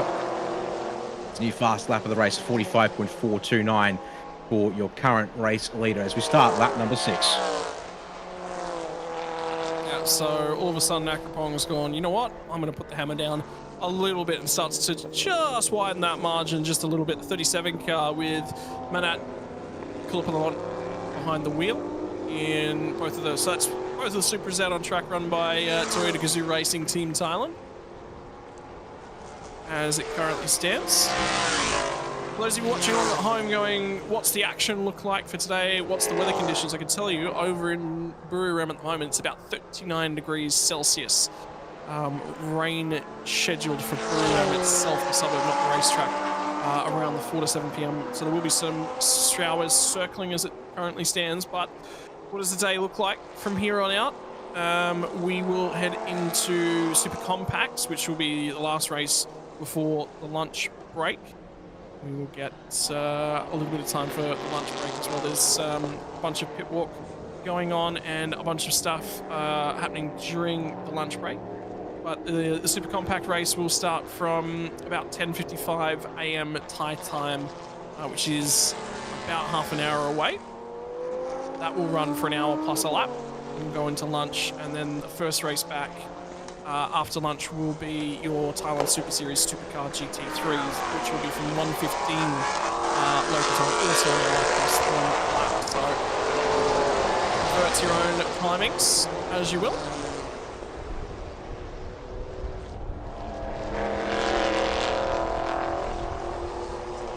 And then following that, we'll also have the GTM GT4 category, which will run from 2:45 p.m. this afternoon Thai time again, and Super Pickup A and B class, known as the D1 mixed category, from 4:15 local time, will be followed to finish the weekend by Super Pickup D2, which is the C class cars, which again finish the day off. So that's what the rest of the day looks like from your Thailand Super Series coverage.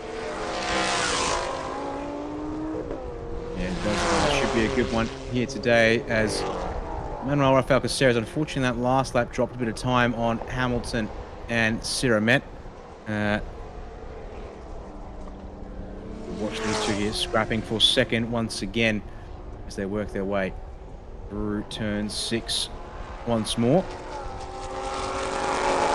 See them cars really leaning on the body through the corner there.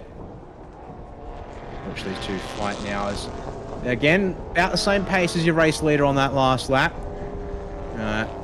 So the gap holding steady at around 5 seconds from Akropong in first to Damien Hamilton here in second. As watching the different lines these guys are sort of taking, it's not much, but it's just a little tighter through some of these corners here for Siramet in that number 11. He just needs to find, obviously, a little bit of a better exit, it seems, in a couple of spots to be able to make something of it, or maybe just doesn't quite have the braking performance of that Trans Am. So roll past our cameras and microphones here on the start finish straight to get lap number 8 of this race underway here. Yep, so now start to get into the latter stages of this race. Past the halfway point, perhaps the Daytona. Oh no. No! It didn't make the start, Scott, yesterday in the 95 Nissan GTR. Manuel Rafael Caceres grinds to a halt on the start finish straight. And there's a hand, a door, and unfortunately for the 95 and a very frustrated driver stepping out of that car by the looks of things. Oh yeah. He was having one of the best races he's had in that Nissan GTR R35, which is why he's frustrated with it. Unfortunately for Manuel, it's not been a good weekend in terms of things, and the frustration very evident in the actions, unfortunately, with that one letting go. Got that one back to quite close to a track exit. So now becomes a focus on the two-way battle we've got here. I'm interested as well in what the tracking is for the 37 car, because we haven't seen it on the track map. There it is, just pops through out of Sector 2, but we did lose tracking on that car at Sector 1 yesterday, so I'm not surprised that's continued on. That's the 38 machine that leads the way at the current point in time. And local yellows for now at the final turn. I'll leave it as is. I don't think they'll want to deploy a safety car for that one. Possibility they might be able to get a marshal out there and then sort of, because also with the driver's side being on the right side of the car, they might be able to just get someone on that right side of the car and carefully wheel it back into that gap through the fence if absolutely necessary to clear up the circuit. We'll have to see. Cars just gone through, so they've got a big gap. Yeah, it is now a lot of time, yeah, because the number 50, that Lamborghini Gallardo, which is in the hands of Manuel Caceres, actually still needs to catch up basically to where presume his brother in Manuel, given they Caceres, both from the Philippines, although hopefully that presumption is somewhat on track as Hamilton, little loose through turn 5 in the 88 machine. Trans Am Mustang all of a sudden getting away from him there as he tries to get that car pulled up for turn 5, and Siramet, who looked like he was a little further back, now has a bit of a chance to close back up here through the top half of the circuit once again. It starts to get quite a lot closer. And for Hamilton, he's now going to be hanging on to the rear end of this car. When they get to the start-finish line, there will be 3 more laps left to run. And for Siramet, he's not going to match the Trans Am car in a straight line, so he's going to find another way to do it, and it's going to be on the transitional phase in the middle and exit of that corner, because the Trans Am car is going to wiggle all over the place in the braking and acceleration. That's going to be how he tries to pick it up, so he's got to be very clean. You can already see Hamilton runs it wide, just didn't have the grip to get the car pivot nicely at the apex. So he's got to be closer at the apexes will be the key. But I think Siramet's having much the same sort of struggle in terms of being able to get that car to rotate where he wants it. Well, that's the thing, is you say that according to the transponders, there's a speed trap up here as they approach the Sector 1 timing line and the brakes for turn 3. Top speed between these two cars last time through the speed trap, right now, apparently, 230 kilometers an hour for the 88 of Hamilton versus 235 for the number 11 of Siramet. So I'd have to say on the straight line, and their absolute top speeds recorded, 238.7 versus 239.2. So straight line speed, I think, is actually pretty similar. And the 11 does look a little better through corner exits in higher speeds. And look at that there. It's able to get it pointed in a little bit better to these faster corners. And also is a little better on corner entry under brakes, but either it's really traction limited, that number 11, or low speed grip is a little bit vulnerable in that car. It does have a giant old rear wing slapped on the back of it there to try and give it some grip, because you can see here he'll sort of get a little closer on the brakes, but then not really be in a position to attack, although they now have lap traffic in the form of Manuel Caceres to worry about here in that Lamborghini. Yeah, which will be interesting where they catch it and at what point does the Lamborghini get out of the way? Right there, so it doesn't hold either of these guys up, but it presents an opportunity for Siramet. It got reasonable drive. Now he's down to the inside of the brakes. How much does Hamilton defend this one? Great camera shots, really going to show the angle. He got far enough up and Hamilton couldn't turn down, but that Trans Am car is just a hair faster in terms of the straight line speed. Siramet's going to have to cover the inside. That could lead to an opportunity down here on the exit of turn 1, and he could get back alongside between 1 and 3. And the main test now is, what has the Trans Am got getting in behind the number 11? It might get that little bit of extra top speed it needs to get back past. And what has Siramet got in a straight line now that he's leading these two here on lap 11 of 12 in this TSS Supercar GTC races? They both throw it in nice and deep to the hairpin here at turn number 3. Very deep for the number 11, but it might allow him to drive on out just enough. And yeah, keep ahead of the 88 of Damien Hamilton as he then run back up this second straightaway here. And it looks like that Daytona Coupe, now that's been released. Look at it go, pull a car length, I think, in a straight line as they run up to turns 4 and 5 here. And with 2 laps left to run, there's not going to be enough time for it to go and catch the leader. But I'm really curious to see what the lap time looks like now that he's been released. I'm doing some research on the backside as well. There are only 6 Daytona Coupes in existence that were ever built, so absolutely not one of those. It'll definitely be a replica of some description. And for Damien Hamilton, ran a good race. He'll be happy with that. You know, tyres started to ail on the car. Ran a 47.5 last time by, so compared to his best lap, he's now 2 seconds off of that time. In the meantime, though, race leader Akrapong gets to the final corner. And he's going to tip the Toyota Supra in. Come to the start-finish line and receive the final lap board. There will be one more lap left to go for the weekend, and a dominant weekend for that 38 machine. That board's out at the start-finish line. He's across the line there, 46.1 for Siramet versus a 47.2 from Hamilton.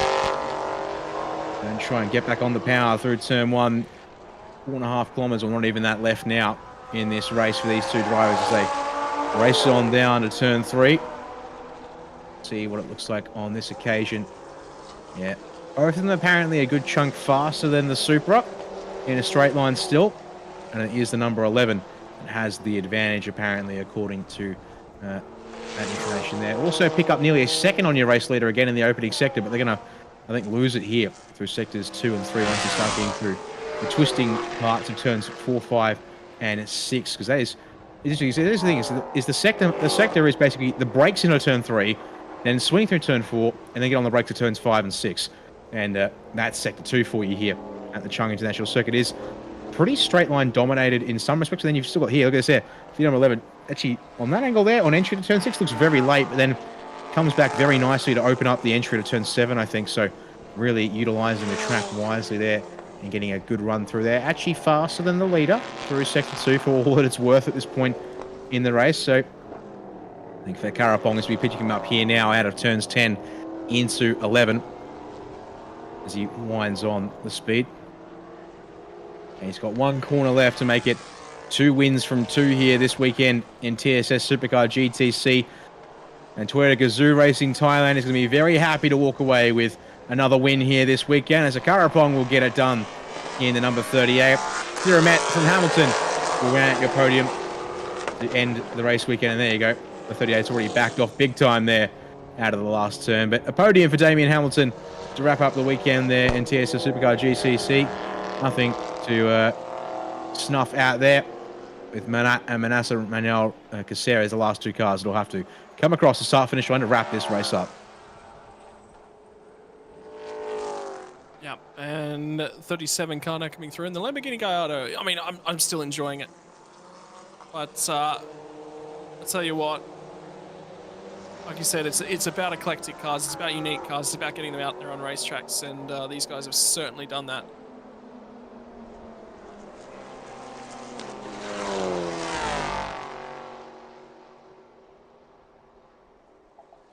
And race number 2 of the weekend comes to a conclusion. Siramet's enjoying all the last little bits and pieces of track time that he's got available to him in that car. And results now as they come up. Confirmation Akrapong from Siramet in the Tech Pro Racing Coupe. And Damien Hamilton in the Lenatech Liquid Moly Racing CRE. Trans Am Mustang. Fastest lap of the race was actually a lot closer than we've seen from this category for a number of events now. Only just by 1/10 of a second. Akrapong got that one done. Came on a little bit later than I think he would have liked on lap 5. So, but hey, time was good for Akrapong. And that will do us for the GTC coverage for the weekend. Next up is going to be a super compact race for 60 minutes plus the lap. That it is. But before we get to any of that there, we'll look about how this race went down for us here in TSS Supercar GTC. And, well, the drivers taking every last chance they could to get ready and cool off. But yeah, as you said, that Daytona Coupe, very strong off the start and immediately challenging for second place. Didn't quite get the run out of turn 1 though, which meant Damien Hamilton got back or held on to second place where he started that one off today. But yeah, the number 38 Toyota Supra, the Karapong, just able to walk away in the opening laps and therefore be uncontested. The excellent scrap here though was brewing for several laps there between those 2 cars, and tragically, the 95 of Manuel Rafael Caceres was threatening the fight for second place, but the car unfortunately ending up side of the track and unable to complete the race. And actually, there you go. We didn't see this one here on our footage, but the stewards actually getting the fire extinguishers out to sort that one out there. As the fight for P2 ended up with a nice little pass there at the final turn. Scott for Siromet up the inside. And then from there, really didn't really look all that challenged, despite Damien Hamilton sticking close. But out the very front of the field, it was a Karapong across the line, backing off at the end a little bit there to win by 5.8 seconds from Siromet. And Damien Hamilton, 7.1 seconds off the lead in third place. Yeah, and this is going to be the celebration down in the pit lane. And I'm sure that Goody's going to be down there interviewing drivers yet again. And that's Siromet. That's just gotten out of that Daytona Coupe. So very, very happy with that result for the tyre driver. They're enjoying their celebration work. Very happy with the drive. And I'm sure Goody will get down there and have a chat in a few moments as well. I think he's actually pulled up Damien Hamilton. But unfortunately...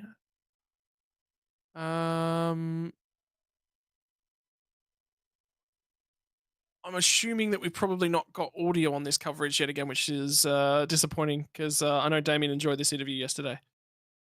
So, ladies and gents, we're going to step away and take another quick break before we'll be back with the Super Compact Racing. Oh, we actually have audio. There you go. All right, so just the latest coming in. Thank you. A little bit closing. Yeah, very tight. I had the pace to hold him off, and then I just got a bad run into that turn 12. Yeah. Yes, and it's just here. I just see that. It turns out it's just more open the line here.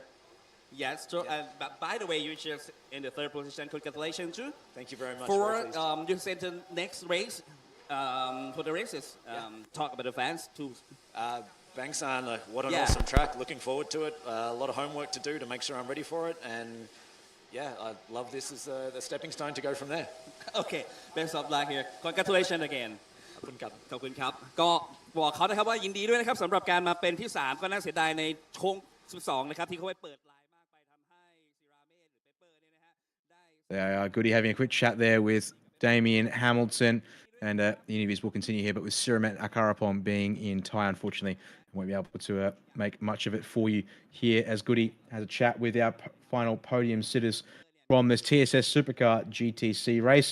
We'll take another short break here as up next will be Thailand Super Compact. Race start scheduled in 25 minutes. We'll come back as the cars are heading out of the pit lane and to the grid for this next race of the day. 60 minutes for that category coming up shortly here for the Thailand Super Series weekend from the Chang International Circuit.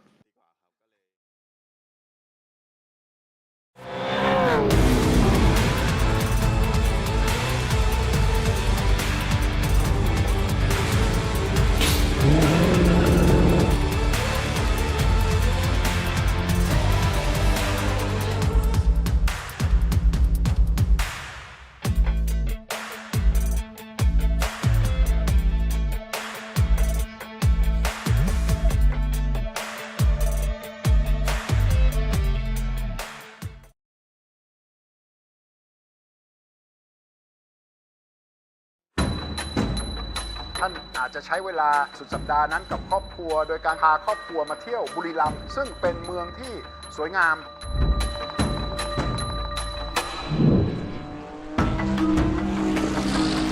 สามารถมาชมได้ฟรีเป็นการเปิดสักราชที่จะมีรถแข่งในทุกๆรุ่นมาพร้อมกันที่นี่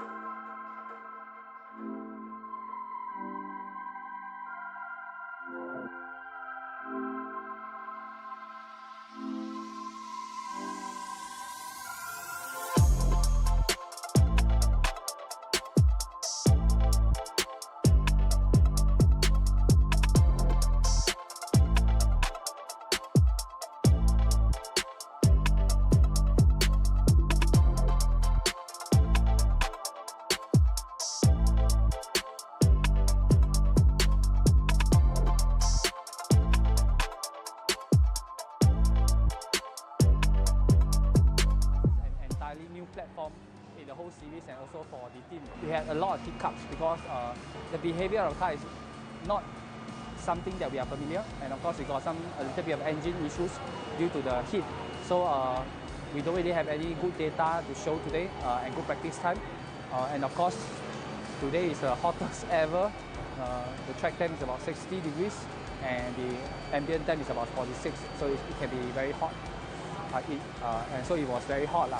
So I hope all the other drivers can take care of themselves. Yeah. Well, and of course, our goal is always to be the champion of the Super Compact. Of course, is to be the Thailand Super Series champion. But of course, this is a class with a lot of big teams. We do have the goal, but the main goal of this year is to develop the car, and of course, at the same time, we hope to win. Because this is we are the first ever GR Fit RS in the whole of Thailand Racing Series. So we are really excited about this platform. So the main goal is to develop this platform and at the same time hope to win more races.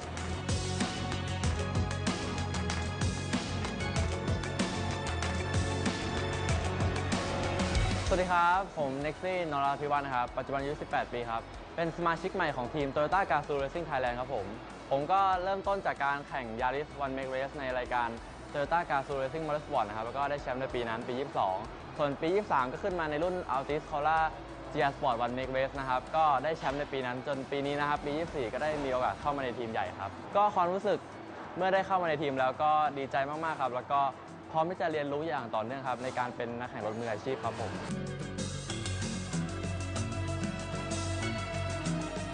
ปีนี้ครับได้มีโอกาสลงในรุ่น Thailand Super Compact นะครับในรายการ Thailand Super Series ก็ดีใจมากๆครับเพราะว่าเราเห็นรายการนี้มาตั้งแต่สมัยเ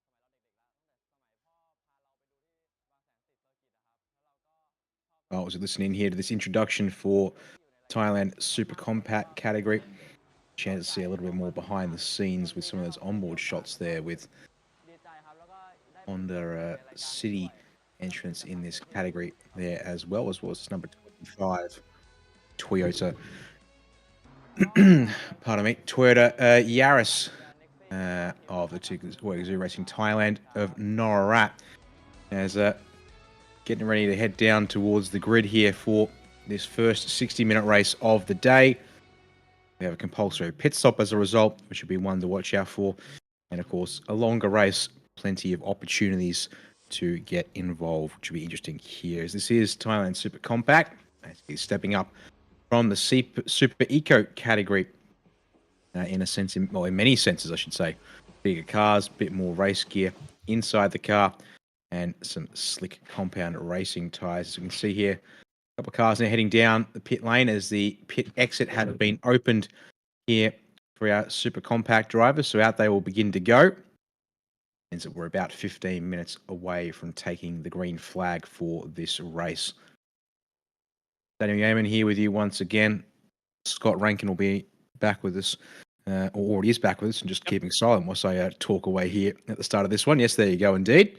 And so here's a look on board the number 23, the Toyota Altis from Toyota Gazoo Racing Thailand. This is going to be interesting to see here because you can see here, unlike the Super Eco, Scott, a little bit more kitted out for racing, a little bit less of the road car remains in these vehicles by the looks of things, and things like also sequential gearboxes, fairly common in this category.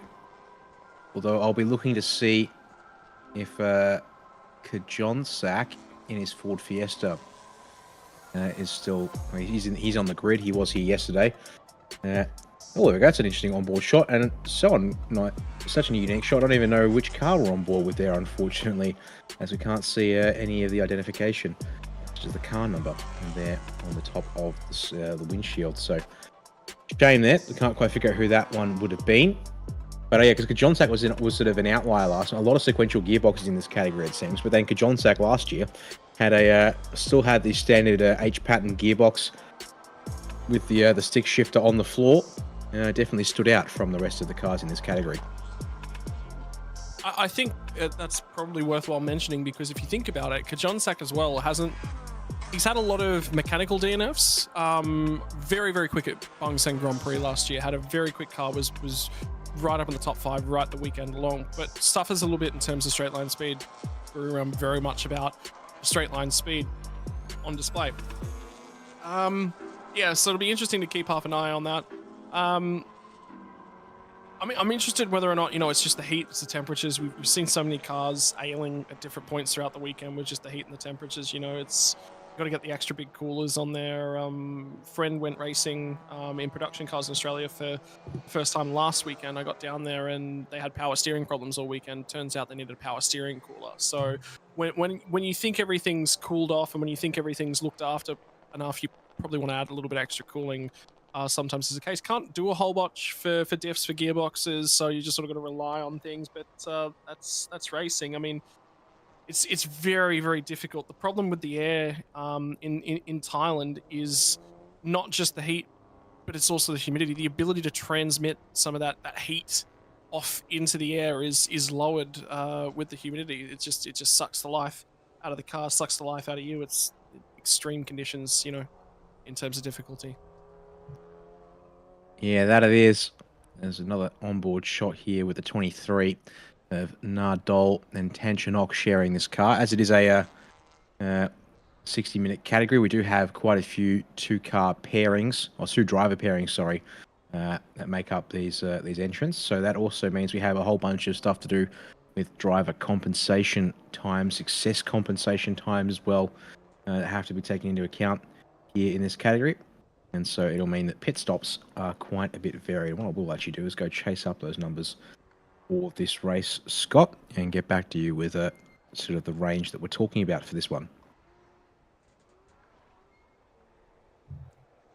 Yeah, and it's going to be interesting as well. We'll probably talk through some of the race results from yesterday. I mean, Chayar's been really, really quick. I think he had a phenomenal weekend last year at Bangson as well. Definitely pops to mind as one of the drivers. Cheetahphone and Ayrton in the Mugen Thailand Singer RPM by Insane car. The Honda CRZ is off pole position for this one, so I think it'd be Ayrton that might be starting that car. Next, Romai Rimna Motorsport entry will be off alongside him in the 24 car. So last check's been done on the grid. May as well do your torque wrenching on the grid. Double check everything's tight as it needs to be. You got a little bit of time whilst they're out on the grid and all the festivities are going on, so you may as well do that.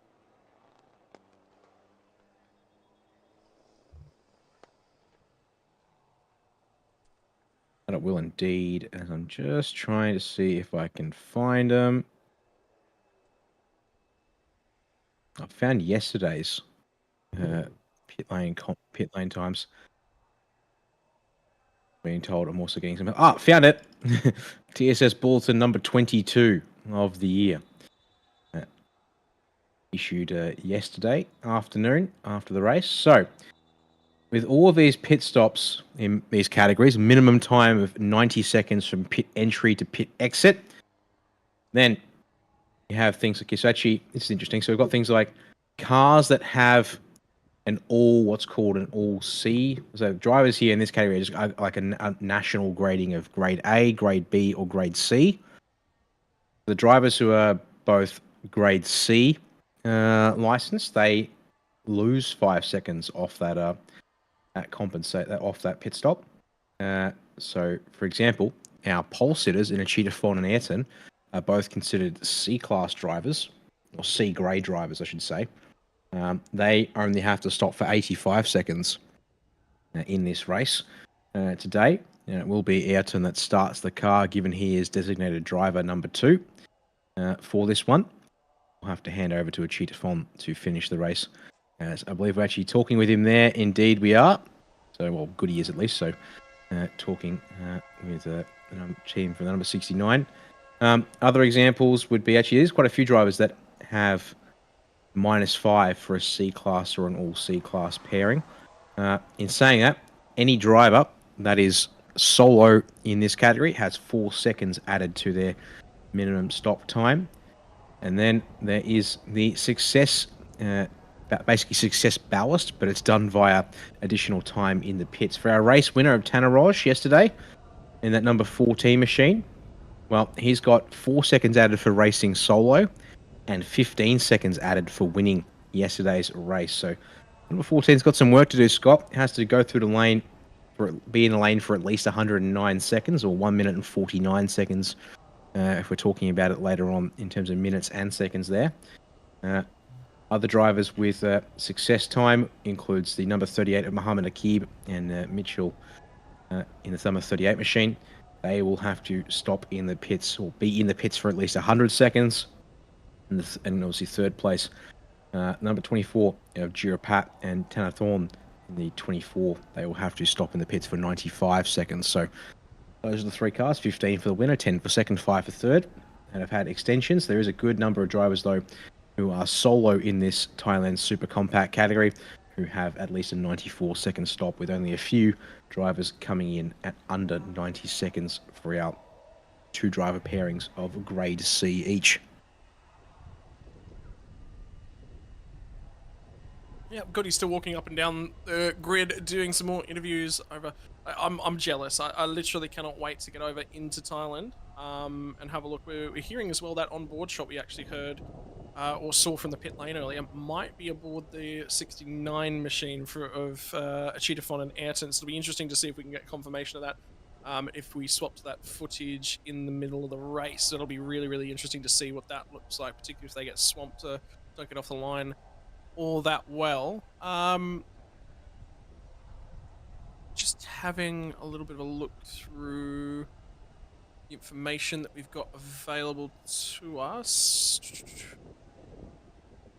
So we've got starting grids coming through as well for a number of things. There was actually an update on the pit lane exit blend lines, or sorry, the pit lane entry blend lines that was actually done overnight, which is interesting to see. So I was actually posted probably about 50 minutes ago, so there might be some difficulties with the blend lines, or there might have been some miscommunication regarding that, so race control opted to solidify that and make sure that was spread around to all the teams, which that's interesting to note. I'm wondering whether or not there's an issue that somebody's run across one of the lines or something down there. Or remember how we had a couple cars picking up right-hand side tyres across the white lines after pit stops yesterday? I said, oh, that's tight. There might be a penalty for a couple of cars. I think actually Marcus Winkelhock's GT3 entry was one of them. I wonder whether or not it's clarification on those rules. Unfortunately, it's in Thai. So, yeah, I don't have clarification on what exactly was in that.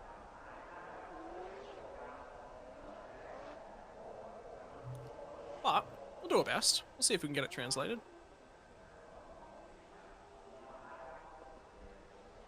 Well, we could always try and throw it into like a Google Translate if it'll copy and paste cleanly. That's what I'm working on at the moment. Thought you'd might suggest that as much and go from there. So yeah, as the field, now we work our way through the field here, I should say, on this one today, and just basically do our usual thing. So walking down the grid, so we had Ayrton in P, starting out of P1 alongside the 24 of Tanathorn Jirapat. Tanapatra out of P3 in the number 5. That there, the 88 of Yacht Sarun and Hidaharu for P4. Chaya, number 92 of M&M Racing Team, will start out of this race in 5th place there, so inside of the 3rd row. Alongside them, this number 38, Toyota Yaris of Mitchell and Mohammed Nakib. This will be one to watch out for. The Wing Hin Motorsports number 38 was quick late on in the race yesterday, Scott, and look to make some moves up the field. Number 17 of Anon Rod Praser in the Scuba Race Team Honda CRZ, going to start this one at a 7th, so already almost halfway through the grid here. Alongside him will be this next Romeo Ribner Motorsport and Baby Boss Garage number 59 of Chotanin to get this race underway. Another solo entry there. And yeah, top half of the field, more or less, given it is the top 10. Going to be rounded out here by the number 34 of Punapat Punsub, Sky Gallery Racing Team Honda City. This thing was quite the brick wall for many of the drivers yesterday. He did an excellent job fending off quite a host of drivers to deliver a strong result for Gijonsak Nakla in this Ford Fiesta, backed by PTT Lubricants. He'll be looking for a slightly better race than what happened yesterday, because unfortunately bit up and down for this Fiesta, and that rounds out our top half of the field as well. Just having a quick look through as well. There's also handicap weights that are added to the super compact class as the year goes on. So if you remember, we actually discussed this in the last round last year. It's a continuing on thing. So I believe there's been a reset for this year, which means that there's actually a reset in terms of those weights, including driver weights as well. So really, really interesting to have a look at that. John Sachs Ford Fiesta, by the way, is one of the lighter cars in the field at 995 kilo. And John Sachs only 75 kilo as well, so which is really sort of interesting to look at. I can tell you, I think it's related to whether or not the cars have a turbocharger, by the look of things. So if there's a turbo available, the weights are up over 1,000 kilos. If there's no, or even pushing towards 1,100 kilos, if the weights, if there's no turbocharger, then you're allowed to run a lighter car. And if you have a look at Kajonsak, he was a little bit slower on the straights. It'll be because of that turbocharger. So that explains a lot in terms of things. It's also related to engine capacities as well, Dan, which is that's really, really interesting. I'm enjoying having a reading through these documents as well. And we even have whether or not there's sequential H-pattern gearboxes on that document as well. Oh, very fancy indeed. I actually need to probably go find that one and have a look at it myself then. Before we get going for this one. I'm working on it, so. Yeah, the main thing is actually because we've got so many. I've got a Google Drive with a ton of documents, which then means it's a bit of a challenge sometimes to get through them all. But there you go. I'll just share it with me there. Make my life a little bit easier. Okay. Well, so yeah, we got engine capacities, whether or not they have a turbocharger, and shift star. How good is that? it is very handy indeed. So all sort of packing between the smallest engine is one of the Honda ZRZs running a 1.3, just under a 1.4 litre engine and turbocharged through to 1.6 litres and naturally aspirated for select models. And indeed, actually quite a mix of H-pattern and sequential gearboxes in these cars. We even get to know if they're port injected or direct injected for the fuel system. There's even more. Yep. And like, more. I hadn't even looked at that. Yep. And like, how many camshafts they've got, if it's single camshaft or twin camshaft. They're all front-wheel drive because they're all compact hatchbacks. Now, in saying this is provisional handicap weights for yesterday's race. There's a rule on the pit exit blend line. Okay, yep, right. But as you said, tragically said, unfortunately, the information is written in Thai, and I can't copy and paste it into a translator to be able to make sense of it there. Well, Field pulls away from the grid here, Scott, for the beginning of the formation lap. It's a rolling start in this category, as we've mentioned before. And so the drivers will need to get themselves warmed up, ready to roll, and then get ready to go racing straight off the final turn here. Yeah, and I'll tell you what, we're going to be running through a number of these cars. As the starting grid's going to come up, 69 entry is going to be the first one off of the rank, which is Cheetahphone and Ayrton. In that car, I believe it'll be Ayrton who starts. Turbocharged 1500 engine. Twin camshaft, direct injection, sequential shifter. And the weight in that one will be 1,116.55. That's been added to that. I believe that might contain potentially some driver ballast that's been added though, so we'll change up that a little bit. Of course, reminder that the super compacts are on the 15-inch Ventus F200 racing slick tire provided by official tires of the Thailand Super Series, the Hankook. Tire compounds provided to us yet again.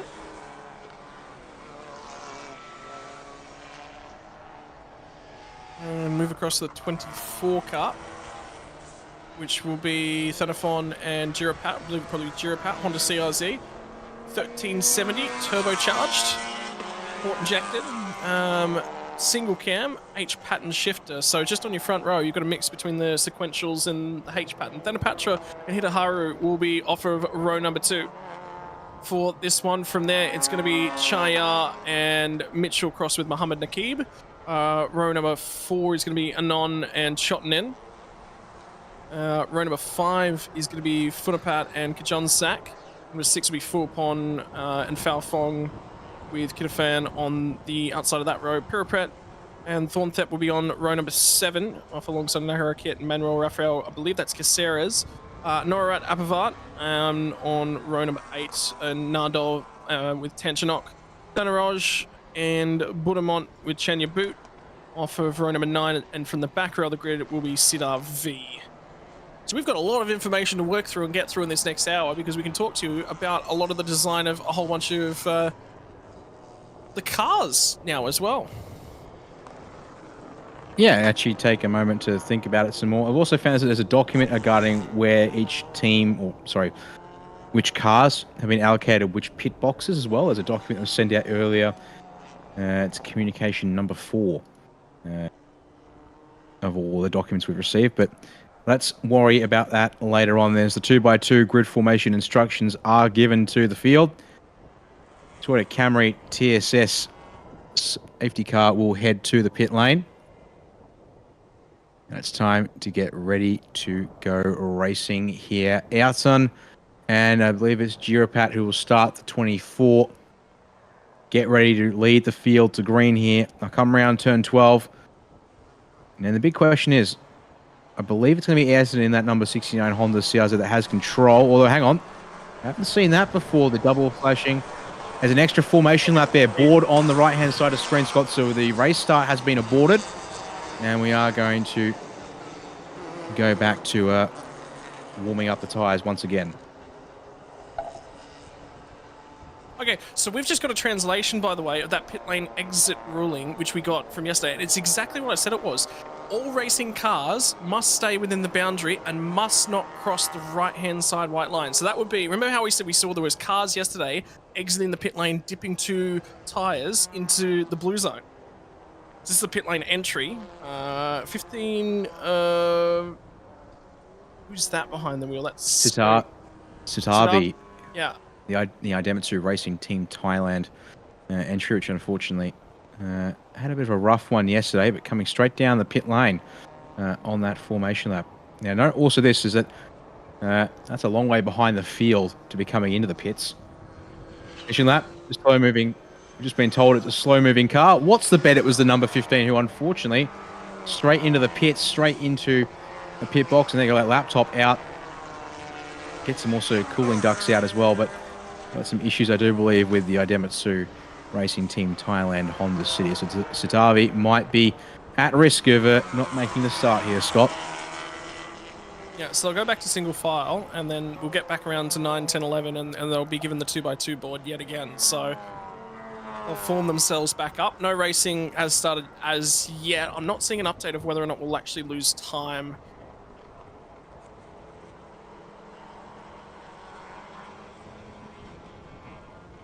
Might just do some inquiries just to see if we're going to lose any racing time on that one. I don't expect we probably will, because we've got the lunch break just about straight after this one. So they might just use a little bit of that time to sort of speed up the racing action. Make sure that everyone gets the time that they're entitled to. There's an onboard from the 23 machine yet again. And some work to do for Nardol, and it'll be Tanchanok who will be behind the wheel to start the race for Toyota Racing Team Thailand out of 16th. Interesting to keep up an eye on that again. And here comes the formation board again down, so we're getting ready for another start. Well, we'll have to see, actually, because we've just also had a message. We've got a line into race control to give us some extra information in case it doesn't come through on timing and scoring. That there's apparently an issue with the race clock for this session. Oh, no. Actually, I can see it is counting there. So we should be all good. But what it does mean is that this extra formation lap is eating into the race time here. So around the final turn we come once again. Ayrton will lead us away in the number 69 machine here. We will hopefully have this on board a couple more times during the race. As here you go, clock there on the right-hand side of the screen. Less than 57 minutes left in this race as we go green officially here in Thailand Supercomp, back for their final race of the weekend. Look at that, fanning out 3, 4, maybe even 5 wide towards the opening turn here in the mid-pack, and then squeeze. It's going to mean contact for several cars there in the background, including Punafat. That's the number 34, that Honda City that was on a defensive masterclass all day yesterday, but we are underway, and they get through without too much drama there, Scott. They all keep going there. So thankfully, we're under control and heading out of turn 3 at racing speed for the first time. Yeah, and they'll be having a look, and by the way, the clock has now been updated, so that number you saw at the start-finish line was correct. Who's on the grass down the inside? It was always going to clean out multiple cars. Heavy contact, and more contact in the exit as everyone tries to scramble and find a hole to get out of. That was huge contact. I wonder whether or not that might have been the Honda Jazz that was deeper in the field, because it was a little bit different, although the Jazz is run by CNC Motorsports. I don't remember that being that Sky Blue yesterday, already talking to their drivers and trying to figure out what's going on. This class was impeccable yesterday. It was very, very little contact right throughout the race, but it's already under investigation at turn 1 and at turn 3. Oh man, so yeah, watch the field swing through 6 and 7 in the meantime. On this opening racing lap, in behind there, fighting for 5th. Might be, no, it's not Chayar. Chayar's the 92, which looks to have already jumped up the road there. As actually speaking of Chayar, there he is. Yep, up to P4 for the 92 on the back of Tanner Patra. So it's going to be the 88 there in the background. Is oh, there you go, real quick, sir. It's the number 27, Lex D making H rookie Honda CRZ of Pirapet and Thorntep. That is absolutely clattered into the back of the field, and the safety car will come out to presumably go clean up the debris at the very least, although Just had 2 sector times come in, by the way, for the 59 and 34, which are in the minute 30s in sector 2, so they're definitely involved and shuffling to the bottom of our timing screens. And I've not seen a time for the 95 of Budamont Chenya Boot entry, which would have had Chenya Boot behind the wheel. Well, there's Chotten in, the 59 car, speaking of which, limping around, has been able to get going, but that's up at turn 8 and 9, and there's Punapat, yeah, the 34, which is also going slow here, having been collected up in all of that one there. So, delayed start, now a safety car straight off the bat, as the team down at the number 27, as you can see, is there any of that can be repaired?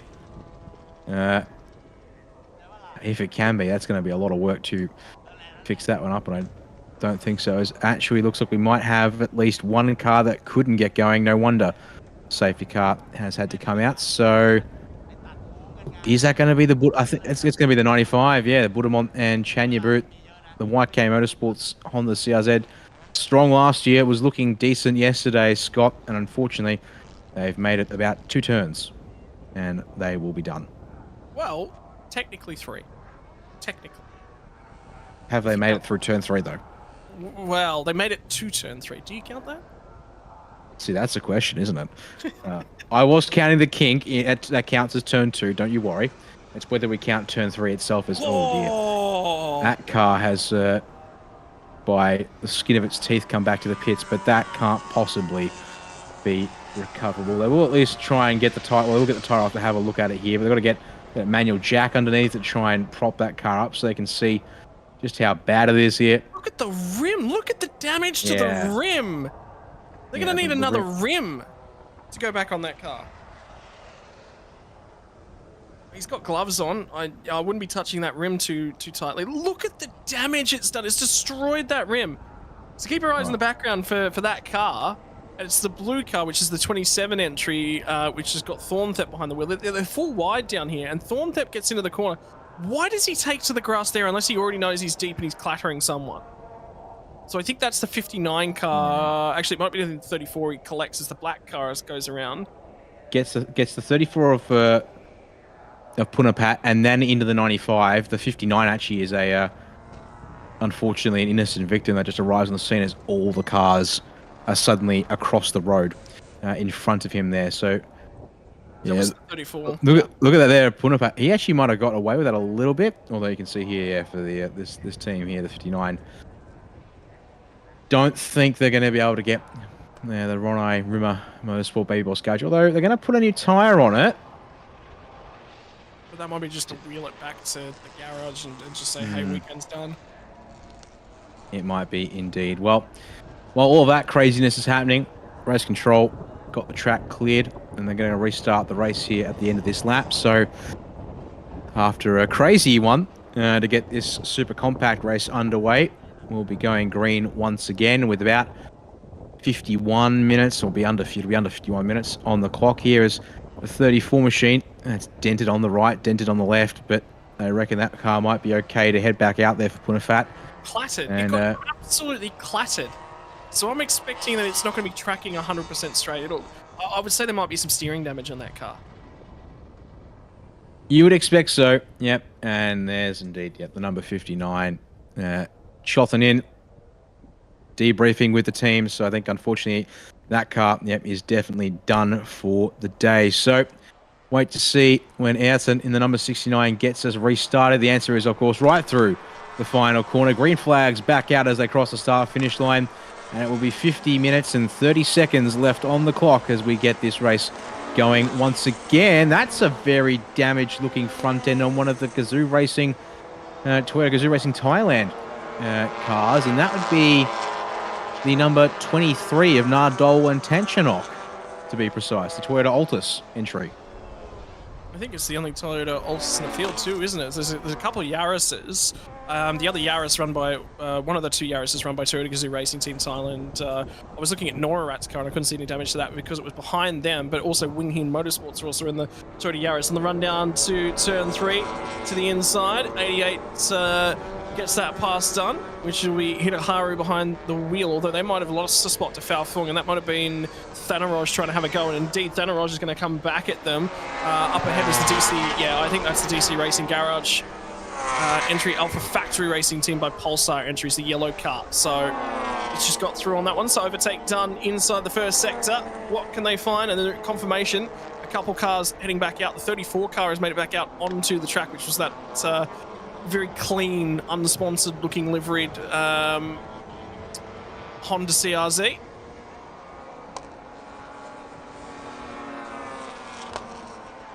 Back up at the front. Top two fighting. And the battle for third is a two-car fight. Chayar's actually gotten past Tanapatra on this restart lap, so change for third place in this one to get things underway. Happens to sector times though, Dan, for Giropat in second place. He set purple in the first, purple in the second sector, and now he's going to get a run off of turn 10 and 11, and it's going to be side by side as they head to the final corner. Change for the race lead potentially on the cards. The Mugen Thailand Singer entry will pave the way out of the final corner. It's the 69 entry. Actually, no, sorry, my apologies. It is a change for the race lead. So the next Motorsports entry, Giropat behind the wheel, sets the fastest lap of the race and claims the race lead at the same time. Yeah, ticks that one off as they head on round turn 1. Meanwhile there, Sitavi looking to try and get in this race with that Idemitsu Racing Team Thailand Honda City in the background. Comes out of the pit lane after making several trips there in this the short span of this race that has been under green flag, at least so far. Down to the turn 3 we will come once again. Top 4 now closed up pretty neatly there with the fight then. Yeah, it's actually struggling a bit here on pace, it would seem, because all of a sudden dropped a couple of car lengths to Giropat, and now Chayar looking for a run at things here. So head down towards turn 4 once again. Yeah, and trying to get clear at the moment. It's Giropat. He's trying to do all he possibly can to skip clear. The 69 entry, Chayar's coming up quite quickly as well. Thanapatra's managing to hang in there. Might just be looking after those tyres just a little bit. But he is going with the leaders. But Chayar's been supremely quick at the opening stanza of this race. And in the background as well of that shot is Falfong and the 33 Alpha Factory Racing Team by Pulsar entry. So we did get that pass done. That was the car that we spotted. Look at the field spread starting to go on just a little bit at this point in time too, Dan. So a few drivers pressing on, a few drivers sort of saving just a little bit. We might take you through, like we said earlier, that 24 car CRZ 1370 Turbo with a H-Pack shift leads the way from the 69 entry of Ayrton, which is a CRZ 1500 turboed sequential shifter. They've got a fair bit of weight on board that car. Yep, gonna need to have a bit more weight on the car to make up for the extra engine displacement that would mean a little bit more power, but probably more importantly, a bit more torque in the bottom end as well. But watch here as lap 6 gets underway. Lap time comparisons going to be worth a bit of a look here. So last lap, fastest lap of the race so far to Giropat in the number 24, 1 minute 56.415. P2 for Ayrton, 1 minute 57.453 in comparison, so a full second lost there between P1 and P2. Chaya, 157.566 in behind Ayrton. That sort of makes about sense. Then Tanapatra, a 157.823 as they head up towards turn 4 once again. Well, a friend of mine who's in the chat but deciding he's not going to be himself, asking what's the top speed of these cars. Around 200 kilometers an hour according to the transponders. The speed trap on the way into the braking zone at turn 3. You're welcome, Jurgit. I mean, sorry. I'm not going to touch that. Oh, yeah, I won't call him out for it just yet, but nevertheless. We know who you are, Jurgit. You're known. You've been identified. The thing is, he didn't even try to hide it from me. He decided to just come in here. And it also stood out like a very sore thumb the moment I saw it. But anyways, let's not worry about my friends and weird alternate account pseudonyms that have come up for themselves. Let's worry about the racing here on track, Scott, as we watch these top 4 continue. Giropat starting to check out at the front of the field, and Tanapatra is not really going with them right away. Maybe he is managing the car at this stage. They do have to get through a full hour, of course, and as we've already seen, cars retiring for mechanical reasons. May have a fresh set of tyres, might not also have a fresh set of tyres available to them as well for this race. As we've seen, tyre changes do happen in this category in these hour-long races, but these teams might not have them, so if you need to look after the Hankook slick tyres here for this race, then definitely save them now so you can use them later on. Meanwhile here, fight for 7th place. Hitaharu, in the 88 Honda CRZ's got Mohammed Nakib behind in that number 38 Toyota Yaris. Is up to turn 3 they'll go. Oh, crossover! Hey, my word, the 88 was in deep, but Mohammed Nakib, he barely left himself any room to spare, but gets it pulled up onto the inside line. We'll take that 7th spot away there. That was close. Oh, that was phenomenal. 38 versus the 88. So Mohammed Nakib lost a spot that last time by to the 88 entry of Hitaharu, and now they're catching the car in ahead of them as well. So the Yaris starts to come under assault of Norarat, a Toyota Gazoo Racing Team Thailand entry. My word. Rough him up on the bumper. And now it's time to try and look after that car. There's a few cars with damage crawling around at the moment. What's the margin for our race lead look like? It's 2.5 seconds last time by as Giropat set the fastest lap of the race with the 55.9. What's the time going to be this time through? The sector time's not impressive enough to be setting a new best lap time for the 24 entry. Don't forget pit stops to come. As it comes to the line now, we'll get that lap time. So last time was a 55.696. This time nearly drops a second out of that lap time. So either he's made a mistake somewhere, as you can hear the cars cracking on the gear shift as well in the background. And the Toyota Gazoo Racing Team Thailand car now really starts to come under assault.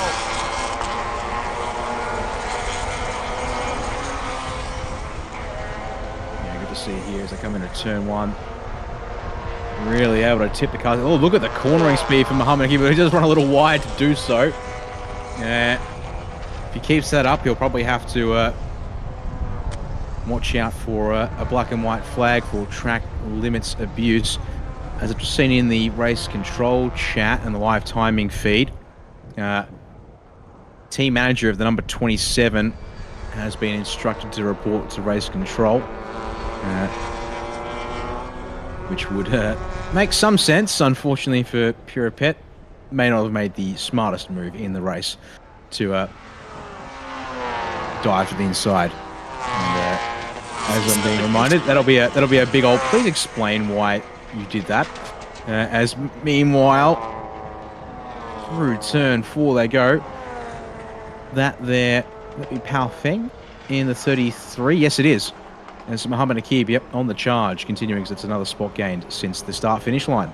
Well, interesting to note, Dan, that Muhammad Akib entry is actually one of the biggest engines in the field. It's naturally aspirated Toyota Yaris 1600 with port injection twin cams as well.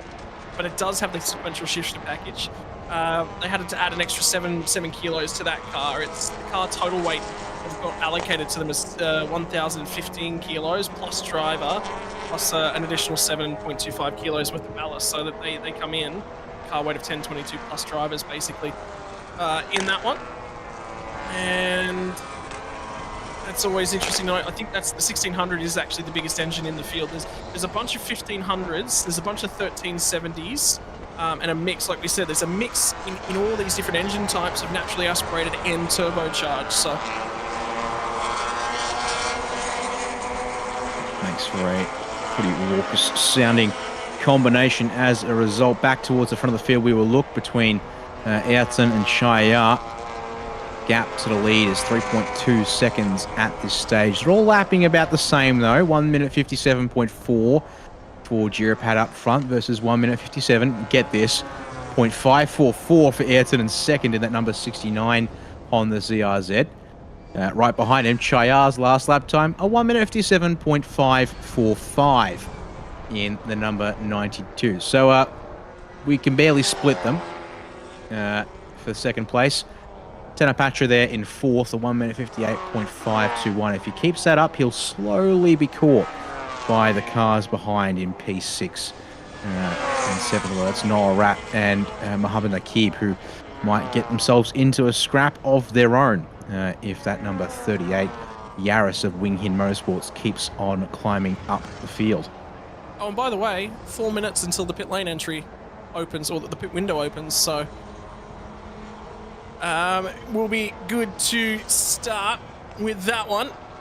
I wonder who will dive in nice and early, who's in the queue. And think about Chaya, Thanapatra, Norat, you know, all the single car driver entries. If they're in a little bit of a battle and they want some clear air, you might just see them dive in straight away and get that pit stop out of the way, and then it's done.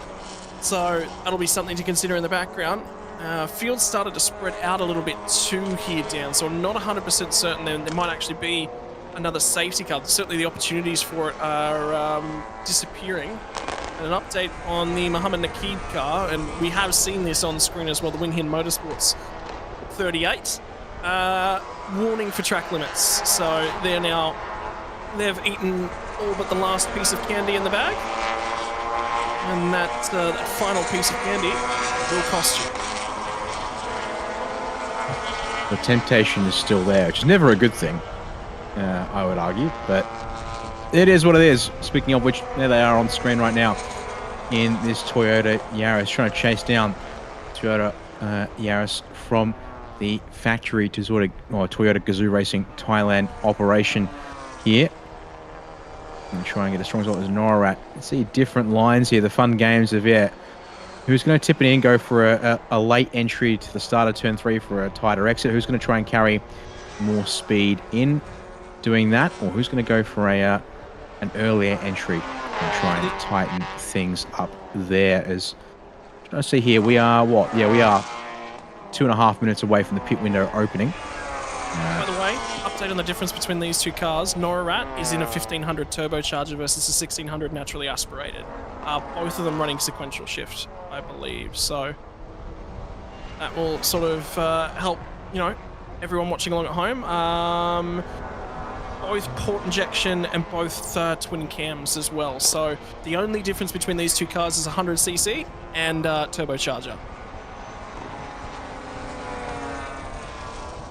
Well, We'll keep an eye on that one there. Speaking of well, not speaking of, but other battles down the field. How about this here from Kajonsak, this lone Ford Fiesta in the field as he tries to march on forwards.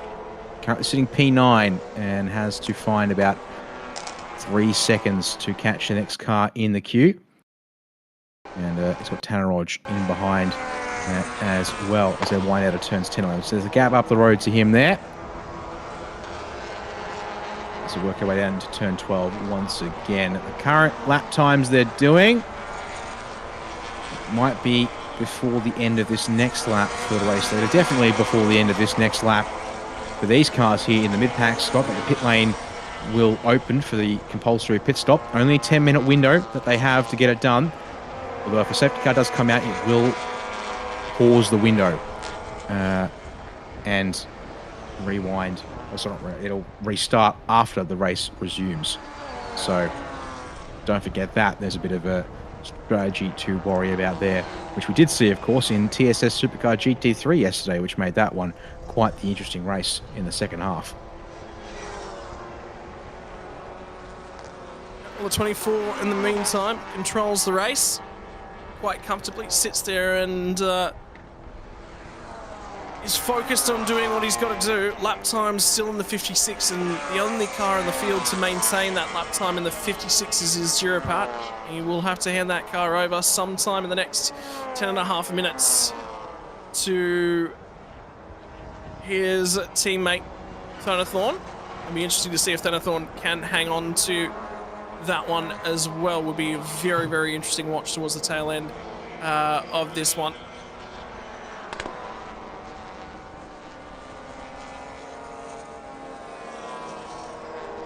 Yeah, just going to find that document again about the pit stop compensation time. So there you go, only about 7 or 8 seconds short as pick up the 23. Tanchanok behind the wheel of the second of the Toyota Gazoo Racing Thailand cars. And yeah, that has taken a knock as there we go. Inside of 35 minutes left in the race. So the sign will go up that the pit window is now open. Probably the top 3 or 4 cars were a little too late to be able to come in straight away. Watch this field here. Anyone diving in? Yes, there you go. So 14 Tanneroj and 23 Tanchanok. They're going to come in. So I believe they're our first 2 cars. No, first 3 because they've actually caught up with the CRZ. Slow on the pit entry. Was that the 23 that was slow? Surely that wasn't the 23 that was slow on the pit lane. It is. It is the 23. No, not 23. That's the it's the 88 of Hitaharu. No, it was the 23. Decent. Yeah, but they catch the 88 here is what's happened. And the 23 gets stuck because there's no more space to go by, and they've actually passed, I believe, the pit speed limiter line there before the cones. So, a little bit of drama there on pit entry just to make things a bit interesting, it seems, with this pit window opening up now. So, the clock ticks down. When do you choose to come in? The number 16 machine of Kiati Fun. Next to and Mobile 1 by GJ Motorsports entry going to come in. And the race tape going on the 23 to fix that thing up, as that's, though, not a normal pit stop if you're opening up the bonnet for the number 16, I don't think. I mean, if you've got time then, the thing to remember is, you know, there's a fair bit of time and there's a fair bit of overhead in the pit stop times for the teams, so they would just be going, get a drink bottle into the driver, let's have a look at this, we've got a fair bit of time involved in this one. You might as well take a look. If there's anything you're worried about, just have a quick look around, look for any fluids that are leaking out, any smells you might be able to smell. The car might have pulled in, they might have just gone, oh, there's a little bit of an oil smell here, we'll have a look. And it'd just be a look, might have been some old fluid, something, you know, burning off the engine effectively. And that's all, it just, you know, safety, may as well. They may as well, indeed. Well, Chayar's come to the pit lane here as well, along with Tanapatra, so 4th and 5th coming in as there you go. Race tape slapped on the front end of the 23. Nardole now has 32 minutes and then some to finish off the races. There is Chayar from 3rd place into the pits, this number 92 car, because it is a 2 drivers and they're both of grade B pairing. No, sorry, Chayar's a solo driver. Let's get that right. Yep. Look at the right ones. Yep. Looking at the 95 and getting that completely wrong. So no, it's a 94-second pit stop for the 92. Well, sorry, in to pit out time is 94 seconds as the number 16 is released. So it looks like nothing too untoward there. Pull that car, away they go. And the number 15, I think, is taking its, could easily be its 4th or 5th pit stop in this race for Sitavi. It's been a rough one, that's for sure. The main thing I wanted to also compare, as you also see there, John Sack in the pits in the number 4, is the pit stop times for our race leader in Girapat, who only hands off the Tanathon, along with Ayrton and Achitafon in that number 69. No wonder the 24 has probably been pushing on pretty hard. They've got a 10-second longer pit stop to do in this race. I'm being told the 23 pitted for exactly 90 seconds from pit in to pit out, and yeah, I can see that there. So that is timing it to perfection for that Toyota Gazoo Racing Thailand entry as Chayar returns to the circuit in that number 92. 1 minute 34. Right on the money. So a lot of the teams here, they are getting their pit stops down to a science here, Scott, and leaving no spare second on just left on the clock. That's good. And I mean, I just had a look at Thanapatch's pit stop as well. It was 1 minute 35. So reminder, pit stop compensation time for being a solo driver is an additional 4 seconds you've got to serve. But you're in the car. You don't have to worry about jumping in, jumping out. You're already grooved in. And is that the second place car? I think that one is coming in. That might be the Mugen Island entry. 33, Palfong. 33, yeah. Satavi will return to the track once again in the Idemitsu Racing Team Thailand Honda City as the driver change underway for the 33. So Palfong out of the car and 2 up on getting in that machine here. The Alpha Factory Racing Team by Pulsar entries. So see how they slide. See, the main thing will be, I'm expecting a change for the race lead between Girapat and Ayrton when they come in and change drivers. It should be Achitafon in front of Tanathon by, well, only about 4 seconds or less now, maybe 3 seconds. Because I think looks like the answer for these two guys is stay out long as you can and keep putting in fast laps. On the last lap, 0.8 of a second in favour of Girapat over Ayrton for lap times, to be precise, of 1 minute 57.137 versus a 57.926. So any extra tenths and seconds that Girapat can pull here for the race lead will be valuable. Can probably afford to make 2 more circuits, but chooses not to. Will come into the pits here at the end of lap number 15 in this race. So sorry, lap 14, apologies. It's lap 15 starting about now as he comes into the pits. So how far apart will these two be when they're done?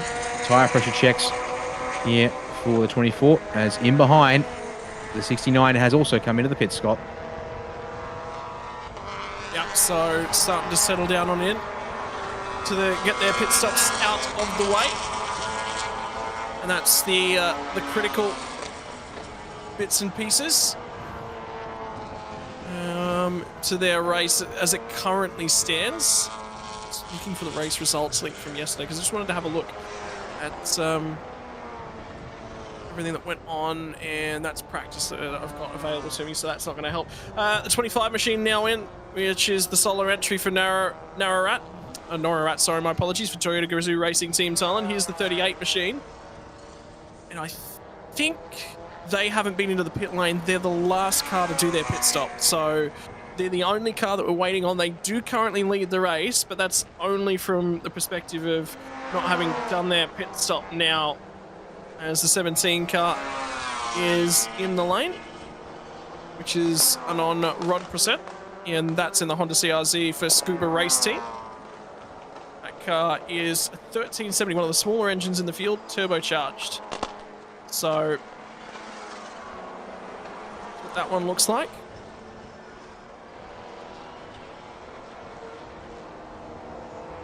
A bit of discussions going on and around, the head shaking at that garage as well. You can see they've got the air compressor blowing some air into that front left brake as well. 92 is going to come on through. The 38, like we said, we're just waiting on the 38 to come through the pit lane. So here comes the Toyota Gazoo Racing Team Thailand car. 1:25, a single driver entry for Norat back out onto the track. 1500 turbocharged sequential for that car.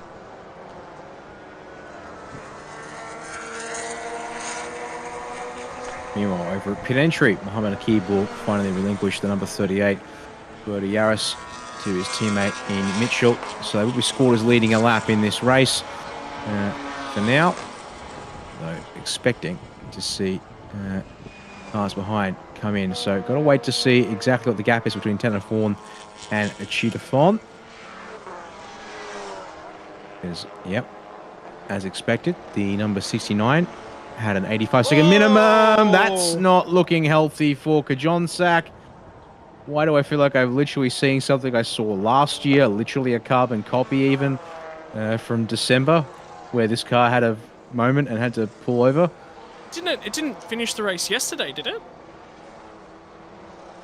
I'm trying to remember if it was an outright failure yesterday or if it was just trouble, but that's definitely going to be race over for Kajonsak.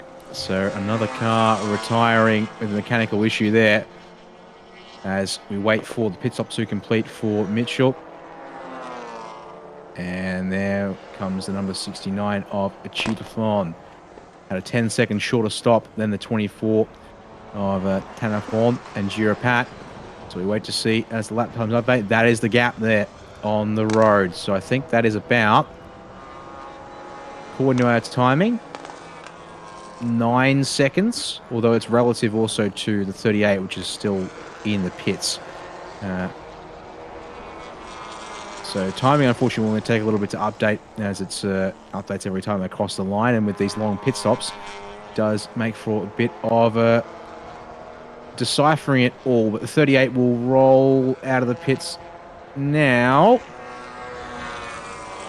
Looked a little slow there, but Mitchell puts his boot into it on pit exit, so away we go.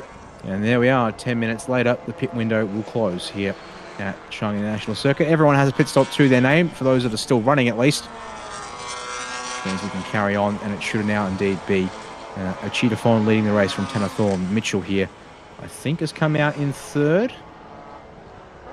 Unfortunately, got to wait and confirm that one by checking. Actually, Chaya might have slipped. So I think, actually, pardon me. That there, 69, so that is, yeah, a Cheetah Fawn. Yep. I believe it's our effective race leader, or is our race leader, full stop. In behind him is the 24 of Tanathorn in second, and then not too far behind them is the 92 of Chaya. That 38 machine is going to come out, I believe, 25.5, yes. So they've come out all the way back in P6 and a long way off the race lead, unfortunately. So stop times and everything not going their way in this one. In fact, their stop time was 1:44. 38 only needed to pit for 100 seconds. They did have a fair bit of success time there added onto their stop, and then they were a little conservative to make sure they were in the clear as well, it seems. Yeah, so it's now coming to us, and I just got a message displayed that they're having a look at the pit lane time, and I do actually see a 1:29 actually on the board for the 33 entry, which is Falfong and Fulpon. Fulpon net behind the wheel. Falfong started that car, the Alpha Factory Racing team by Pulsar, and their pit lane transit time, 1:29, Dan. What were we saying? 90 seconds minimum? They're 1 second under. 1 second under is going to be met with a stop and go for 1 second to clear that one out. So that is a costly error for the drivers and the team at number 33. And to think maybe if you're just 1 second slower through the lane, that wouldn't have been an issue. Unfortunately, it is. So your order now corrects as everyone crosses the start-finish line to get us up there, but it is indeed a Cheetah Fawn leading the race in that number 69, the Mugen Thailand Singer RPM by Insane Motorsport entry. They do make the team names a bit of a mouthful with all of the sponsors sometimes that are on these things. And then, of course, don't forget we do have the team names that are also in Thai as well, which we can't actually therefore decipher at this stage. Definitely might have to put trying to learn Thai on the to-do list, but Might have to put that down for second half of this year, not what remains of this first half of the year. That looks a little slow from a cheetah. Could just be concerned, but you're right. There's no gas up. He's not driving at the exit. There's an issue with that car. That's our race leader.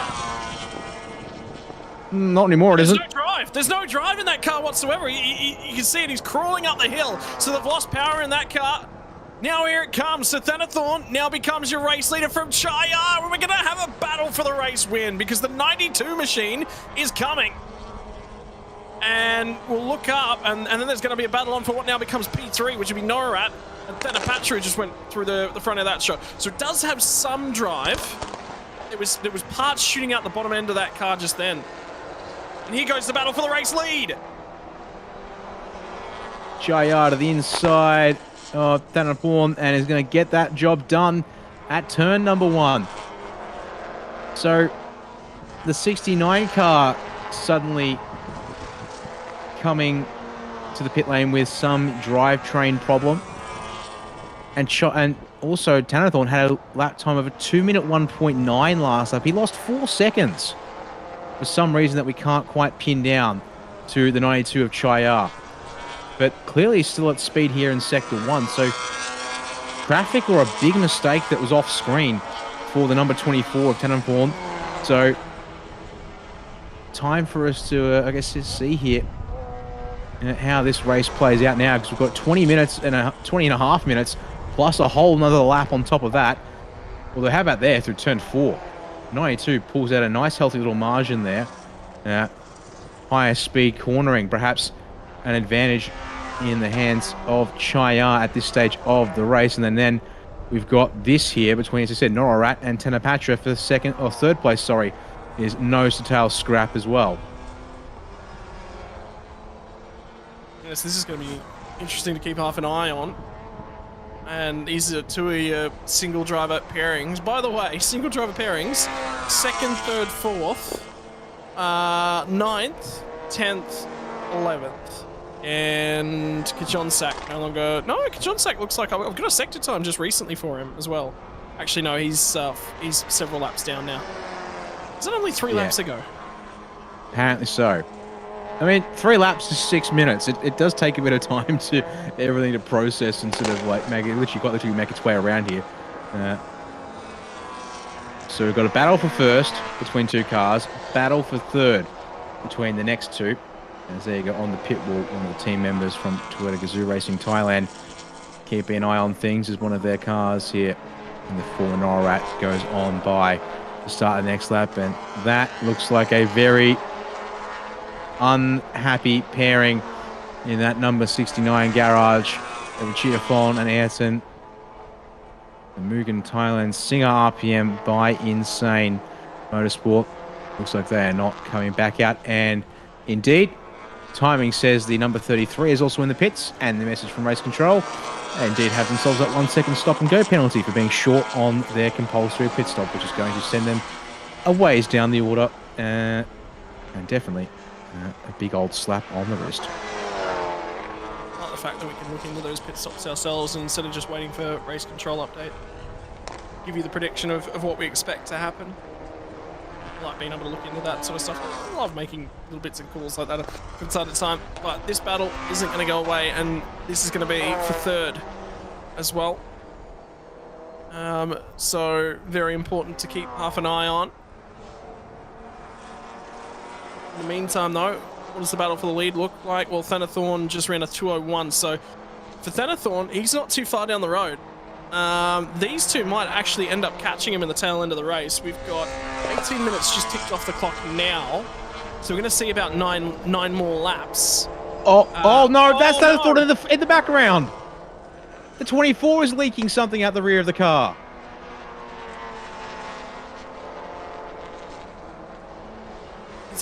It doesn't look like a rub. That does not look like tight. He's in? No, he's still going. He's still going. That's out the exhaust pipe. That's straight out the exhaust pipe. So that's oil getting into the engine. Oh man. Hopefully that doesn't go up in a, well, not necessarily a ball of flames, but it might just break down on him this. But man, the 69 retires with some kind of engine problem. The number 24 now looks to be at odds of getting some kind of engine problem. In addition, another black and white flag, this time for the number 13, which is of Narakrit and Manuel Rafael Caceres in number 13 Honda Jazz for CNC Motorsports. As down into turn 3, that looks like a car. It was 15 to 20 k's down on straight line speed, by the way. And in the meantime, Norat's had a massively shocking opening sector. He's lost a huge amount of time, so it's going to be Tanner Patra who inherits second place in the number 5.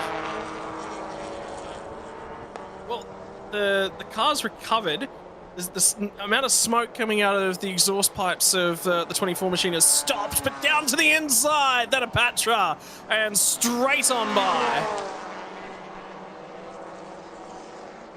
That didn't take very long at all. Baby Boss Garage entry moves from second back to third. And it's not quite done yet because I think he's going to fall off the podium by the time we get down here. And an update on Tanner Patra has just been warned for track limits, by the way, as well. And the 5 and 25 were extremely wide at turn 1 on the most recent lap. So I'm not surprised both of them have been warned. Well, let's try and... so this was actually... So this was the end of the last lap. This is why... So this was Tanner Patra getting in front of... Oh, that's actually off the track pretty much completely for Norat. So a little greedy there, but also ended up being quite slow. And so that's what allowed Tanner Patra through to second in the first place. And then is that where he lost all his time? Because all of a sudden he looked like he was fairly close at turn 1. And by the time I got into turn 3, absolutely nowhere near each other in the grand process, I think. So yeah, that was the end of lap number 19. Now back to live pictures on lap 21 as, there we go, 24 is in as they have a look at this and try and make sense of where it's gone wrong for Tanner Thorne. Now going to give it a crack, it seems, of getting this car tweaked and back out there, but he had no engine power left in that thing, it seems. So, yeah, so by the way, just have a look at the velocities down at the timing line down at the end of sector 1, and Norat's dropping time. I wonder whether or not they might be engine managing that car. Would be my consideration. They're 5 to 6 seconds up the road at the timing line from the 24 car, but that's obviously in the pit lane. So they were actually about 15 seconds ahead of the next place car, which is the Mitchell Mohammed Nakib entry for Wing Hin Motorsports. So an opportunity for that team to just go, we've got 15 seconds here, we've got 15 minutes, we can lose a second a minute, let's just manage some temperatures on this engine if there is a drama now. That's not a bad thing to do. And good thing for them is Nardole cutting his way past Mitchell, although not done just yet at turn 6. A little bit of contact in the rear quarter of the Wing King 38 as the Kazoo Racing Thailand, and both of them just blow past the limits at turn 7 in an effort to get the fight going. But this might just give them, as you said, if Norat is indeed now managing the 25, this is exactly what is needed in terms for him to make his life easier. A bit of fighting in behind that'll slow these two down and give them more time to lose on the straights. I've just seen a message come through for the 69 entry, 17 and the 38. The 38's on your screen at the moment. It's for their team managers actually to report to race control after the race, which is an interesting one to add into things because the 69's obviously had issues throughout there. I'm wondering whether or not it's for that vent on the 38 machine. If you just see the front end of it, have a look at the left-hand side, this front left window. There's actually a hose dangling out of the window. Now, it is firmly strapped to the car. It hasn't flapped around. It hasn't seemed to move at all throughout things. But I do question whether or not that's allowed. Normally, you're allowed to have a vent in the window. But, yeah, that's an interesting application of it. And, well, the 23 machine with Nardole behind the wheel certainly not lost all of its straight line performance. Does get back by Mitchell. So this one's going to continue to go on. And Toyota Gazoo Racing Team Thailand might end up with one car third, one car fourth. They might indeed. Mitchell tried to hang it around the inside, but couldn't make the move stick. We'll fall back in behind for 5th place now between these two. I also want to actually note, having a look at some of these top speed at the speed trap readings here at this circuit. Although, in saying Mitchell gave it up at turn 3, does not want to give it up at turn 5. Straight back up the inside at the first opportunity there for that 38 Wing Hin Motorsports Toyota Yaris. Now, if Norrat's being advised of the situation, he is saying, yes, please, guys, give me some more of this. I need you to keep doing that. You touched on the fact that Norrat's Yaris, that number 25, is definitely down on top speed. I should note that every one of our cars at the front of the field is also quite a bit down on top speed. They were doing over 200 kilometers an hour, just almost 126 mile an hour at the speed trap. That was some of the best speeds recorded today. But now they're down around 195 kilometers an hour or less, which for those not so inclined, it could be, because yeah, it's a drop so to 195k an hour. That's down to about 121 miles an hour. So we're seeing a 7 to 8 kilometer an hour drop for some of these cars, 4 to 5 mile an hour drop for them as well. But inside it is fluctuating a bit. Like Chang just went back up to 198 at the speed trap according to the timing screens, and he's done a best of 201 for speed into turn 3. So we have been told before, Dan, as well, about the super pickups that they do actually manage turbo pressures in those cars. As yet again, the 23 machine is going to come to the outside of the 38. So I wonder whether or not, again, we were talking about temperature managing these cars, if they aren't temperature and turbo managing as well. So there'll be a little of that back and forth. Entirely possible to some extent, yes. As apologies for issues there with the video feed. And we'll hopefully have that sorted out in a second here for you. Indeed, yeah, actually going to pick up the Thai broadcast feed, which means that we don't lose too much of the action between these two as they run up towards turn 4 once again. But it means, unfortunately, we won't have any car sound for the moment. We'll hopefully have that back as soon as we can once that feed stabilizes again for us here. Down in towards turn 4. Look at the confidence for Mitchell under brakes. Scott is just getting a good car length back on that number 23 into turn 5. He's even going to get the inside with the switchback for turn 6 and retake the position as they come through turn 7 here. Yeah, so this one's not going to resolve itself. This one's going to go down to the line.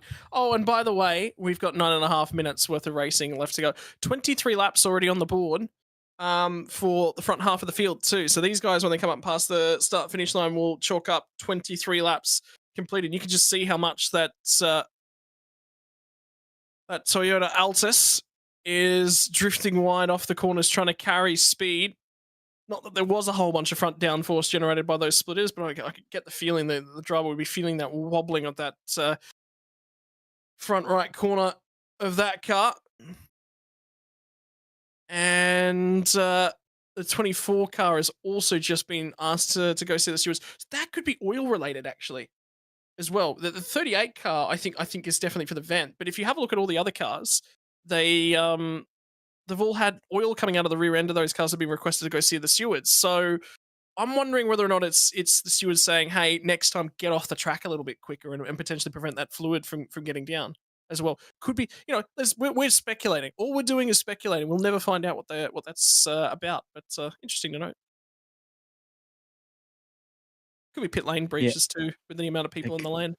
It could be indeed. Well, whilst we've been talking about all those things, there actually was another message from Race Control, and it actually comes up on screen right now for us here. The number 13 machine of Nara Crit and Manuel Rafael Caceres has been given a 5-second time penalty for continuing to exceed track limits. Unfortunately, they're down in P9 at this stage, though they look to be one of our last drivers running on the lead lap or thereabouts. So they might be relatively safe from losing positions as check in with the 25 of Noah Rat sitting in 3rd place as they round turns 8 and 9 here at this stage. And then we've still got this scrap for 4th as Mitchell back in front of Nardole Lap times now above the 2-minute marker. So they are all starting to slow down and or manage the car, whatever it may be. As we watch here, a little wide for Nardole through turn 9. See here if he can catch up, keep the pressure on. Clearly wants this P4 spot. And looks a little better through turn 11 there, Scott. And going to look for it here. Maybe. No. But then, yes, again, at turn 12, goes for the inside as the gap is open. Well, the critical factor is if the 23 machine can actually stay in front of the 38 when they get down to turn number 1. He's got that whole straightaway to actually try and pull a margin away. So the fact that he's gone for that move is actually quite critical to their race. And the 38 is going to hang it out and around the outside. Try to stay on. Does carry a little bit more momentum, so pulls alongside again. 38's best opportunity is probably just to stay as close as he possibly can. He's got to try and get the run off of turn 3 and get him back down into turn 5 yet again. They're going to continue to swap places back and forth and back and forth and back and forth, I think, all the way to the end of this race. That's just how close they're going to be the whole way. And he's reasonably close. So Mitchell's done a phenomenal job of getting off turn 1, holding the momentum. Still reasonably close right there as well. So again, going to be close-ish. But if he doesn't get the job done, I think by the time they hit turn 7, then that 23 car with Nardole behind the wheel is just going to pull clear. Guess we'll find out how it works out here. Into turn 4 they'll come. And gap of about 5 or 6 car lengths there for the 23. So it looks good on this particular lap to keep it. So you can see there now is that there for the gap from the leader through on back to 12 seconds now between Chayar and Tanapatra. He's absolutely dropped the number 5 machine in this race. And the gap was then 17 odd seconds there back from the leader back to Noah Rat in 3rd. And continuing on here once again is up through turn 9 for these two. In the meantime, they will go. So a good run through this sector for that 23 Toyota Gazoo Racing Thailand entry. So I think unlikely to change around, and no sign of that changing here as we're approaching 5 minutes to go in this Thailand super compact race. And line as well as they were, I should say. So there you go. Lap times there. And last time they went around. So 2:0 for Chayar in the lead, 2:2 for Tanapatra in 2nd, 2:8 for Noah Rat in 3rd, another 2:2 for Nardole in 4th. And Mitchell seems to not quite have the pace at this stage. It was a 2:01.4 for the 38 Wing Hin Motorsport Toyota Yaris in P5 for this one now, Scott. So might have to see a change of fortune late on for things to change there between these two cars. Don't say that. I'm just gonna have to. Something's gonna have to change. Toyota Gazoo Racing Team Thailand. If that 23 starts belching smoke from the rear end, I will send you Dan Yeaman's address. You can send the bill there. Hey, you said it, not me. I just made it. I just said ifs, buts, and maybes. You're the one who actually decided to define it. So maybe I should try and fire your address back instead. Neither of us can afford a race car. What are we doing to ourselves? As a part of the coverage this weekend, we will not be stepping behind the wheel of any of these cars. Geography might also have a bit of an ant. Yeah, maybe I'll solve that problem for us too. So, being a good couple thousand kilometers away from the racetrack does make your life a little easier. As Chayar, 3.5 minutes.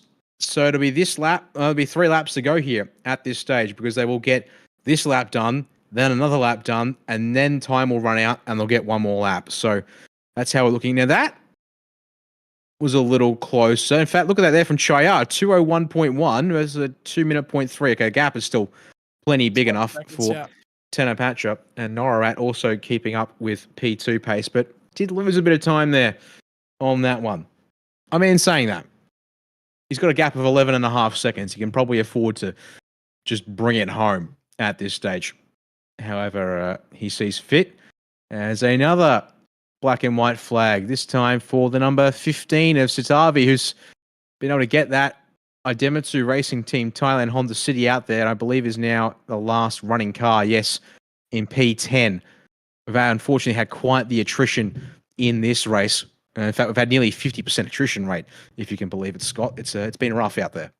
Oh, I can. I've been seeing all the cars as they carry on. By the way, weather over in Thailand at the moment is in the 39 sort of degree range. But the feels like is above the 40s, and again, Dan mentioned earlier in the coverage, earlier on in the week it was in the 48s. You know, it's been a long weekend for some of these engines, for some of these cars, for some of these teams. See that hose there?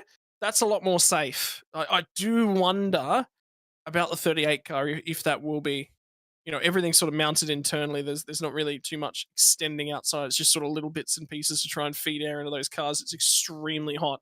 Confirmation of the black and white flag for the 14 car as well.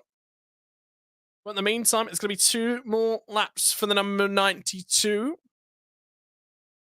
Across the start-finish line here.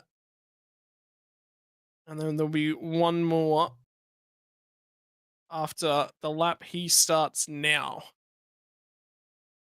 So... Another 2-minute one for Chayar. So definitely taking it easy here because he's lost another second. Tanapatra. But as you said, Scott, 2 laps to go. This just needs a matter of you drive at a pace that the car is happy at here when you've built this kind of a margin for yourself at this point. Yep, try and cool some of those parts off as well. Don't forget brakes will be over temperature at this point in time as well. Really, really hot after an hour worth of racing action. So they've been leaning on them all weekend long. And lighter cars short down around the 1,000 kilo marker. But at the same time, they cop a beating at turn 1, turn 3, turn 4, turn 5. You know, they're really on it, on and off the brake pedal through the last part of the lap.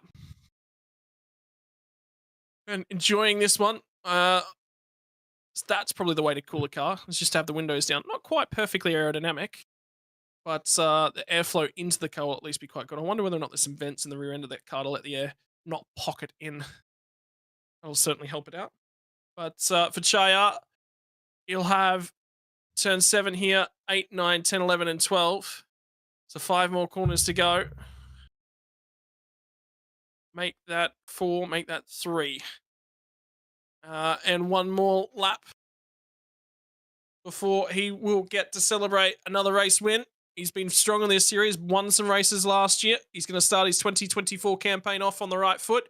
Had a reasonable finish yesterday as well, Chayar. So a good point scoring weekend in terms of championship potential as well.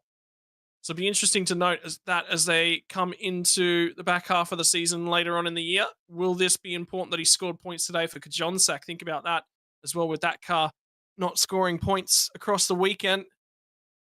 And Thanapatra will start to take small amounts of time out of him. Norarat not quite quick enough to stay with the 5 car. Will finish on the podium though, provided he finishes the lap. Oh boy, don't let me do the commentator's curse. Although it is 1 lap, nothing going on. You back everything down. You might listen to a few of the noises the car's starting to make.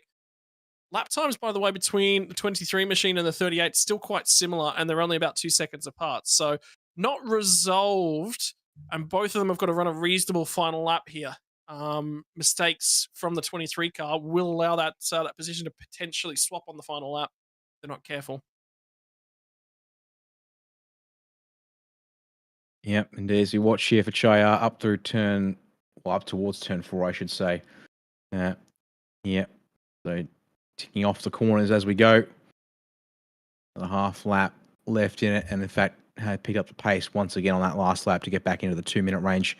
So, go through turn 6, then you've just got turn 7 through 12 remaining here. So, it's been an excellent drive in this race.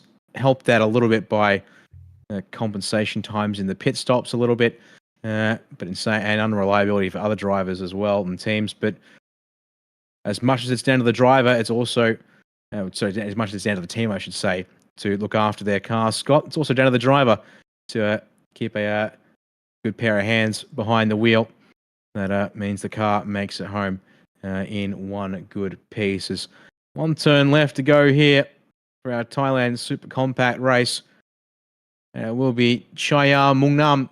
The M&M shot by Nexter Honda CRZ to take the checkered flag in their second race of the season and be your winner here today at the Chang International Circuit. And look at the team up and celebrating that win. Thanapatra is going to come home in P2 and be very, very happy with that. So it'll be Honda CRZ 1-2.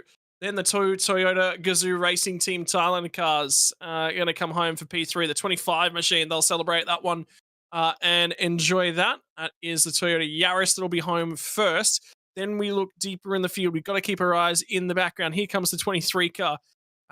They'll be saying, thank God for race tape, because that's kept the front end on that car, kept them circulating, kept them in P4 for today's race. 38 machine as well.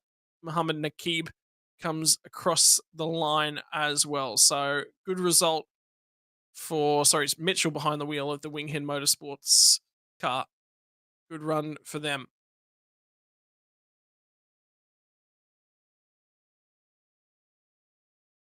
Another series, another season, another win for Chaya.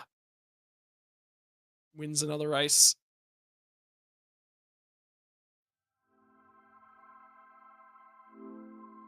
Does indeed. And we'll get our race results on screen here in just a second. Chaya, comfortable race win from Thanapatra and Nora Rat, making it 3 solo drivers to take the podium here in Thailand Super Compact for this race. Nardol and Tanchanok will come home 4th ahead of Mitchell and Mohammed Akib there in the top 5. As we then scroll through our drivers, unfortunately for those 10th place on, or beyond 10th place, sorry, all retiring from this race due to various mechanical issues there, unfortunately. So definitely a rough one out there today, Scott, as they are all finish up next. But it is indeed now time for the lunch break here at the circuit, with hot laps and a pit walk also available to the spectators and fans at the circuit. But then when we return, TSS Supercar GT3 will be our first race back in just over 1 hour's time when they get ready to go racing. So another 60-minute race on the clock, and it is the big boys coming out next here at the Chang International Circuit for this opening weekend of the B-Quik Thailand Super Series here. Thanks to Speed Cafe for having us on to broadcast this English presentation. Scott, any closing words before we take our break here? Just hope the fans over at the track enjoy the lunch break and get out there, get amongst the teams, go and stick your head in some of these garages and really, really enjoy it. You know, it's all about the fan engagement, fan atmosphere. And to everyone watching along at home, we'll get you the link for this afternoon's stream. Sit back, relax, go catch up on the Formula One racing action over the night. I've got some housework to try and do in between the break to make sure that my wife comes home happy tonight. So, yeah, that's what I'll be doing for my lunch break. Sounds like a plan indeed. Well, indeed, let's grab those links even now, I think, between us as soon as we can here, because indeed there will be a part 2 stream for this afternoon. Indeed, it is GT3 cars that will be up next, and then GTM and GT4 afterwards.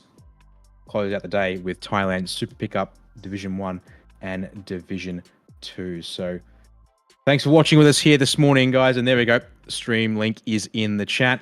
Hope you've enjoyed all the action here with our Thailand Super Eco, TSS Supercar GTC, and Thailand Super Compact. But now halfway there, halfway to go here at the Chang International Circuit.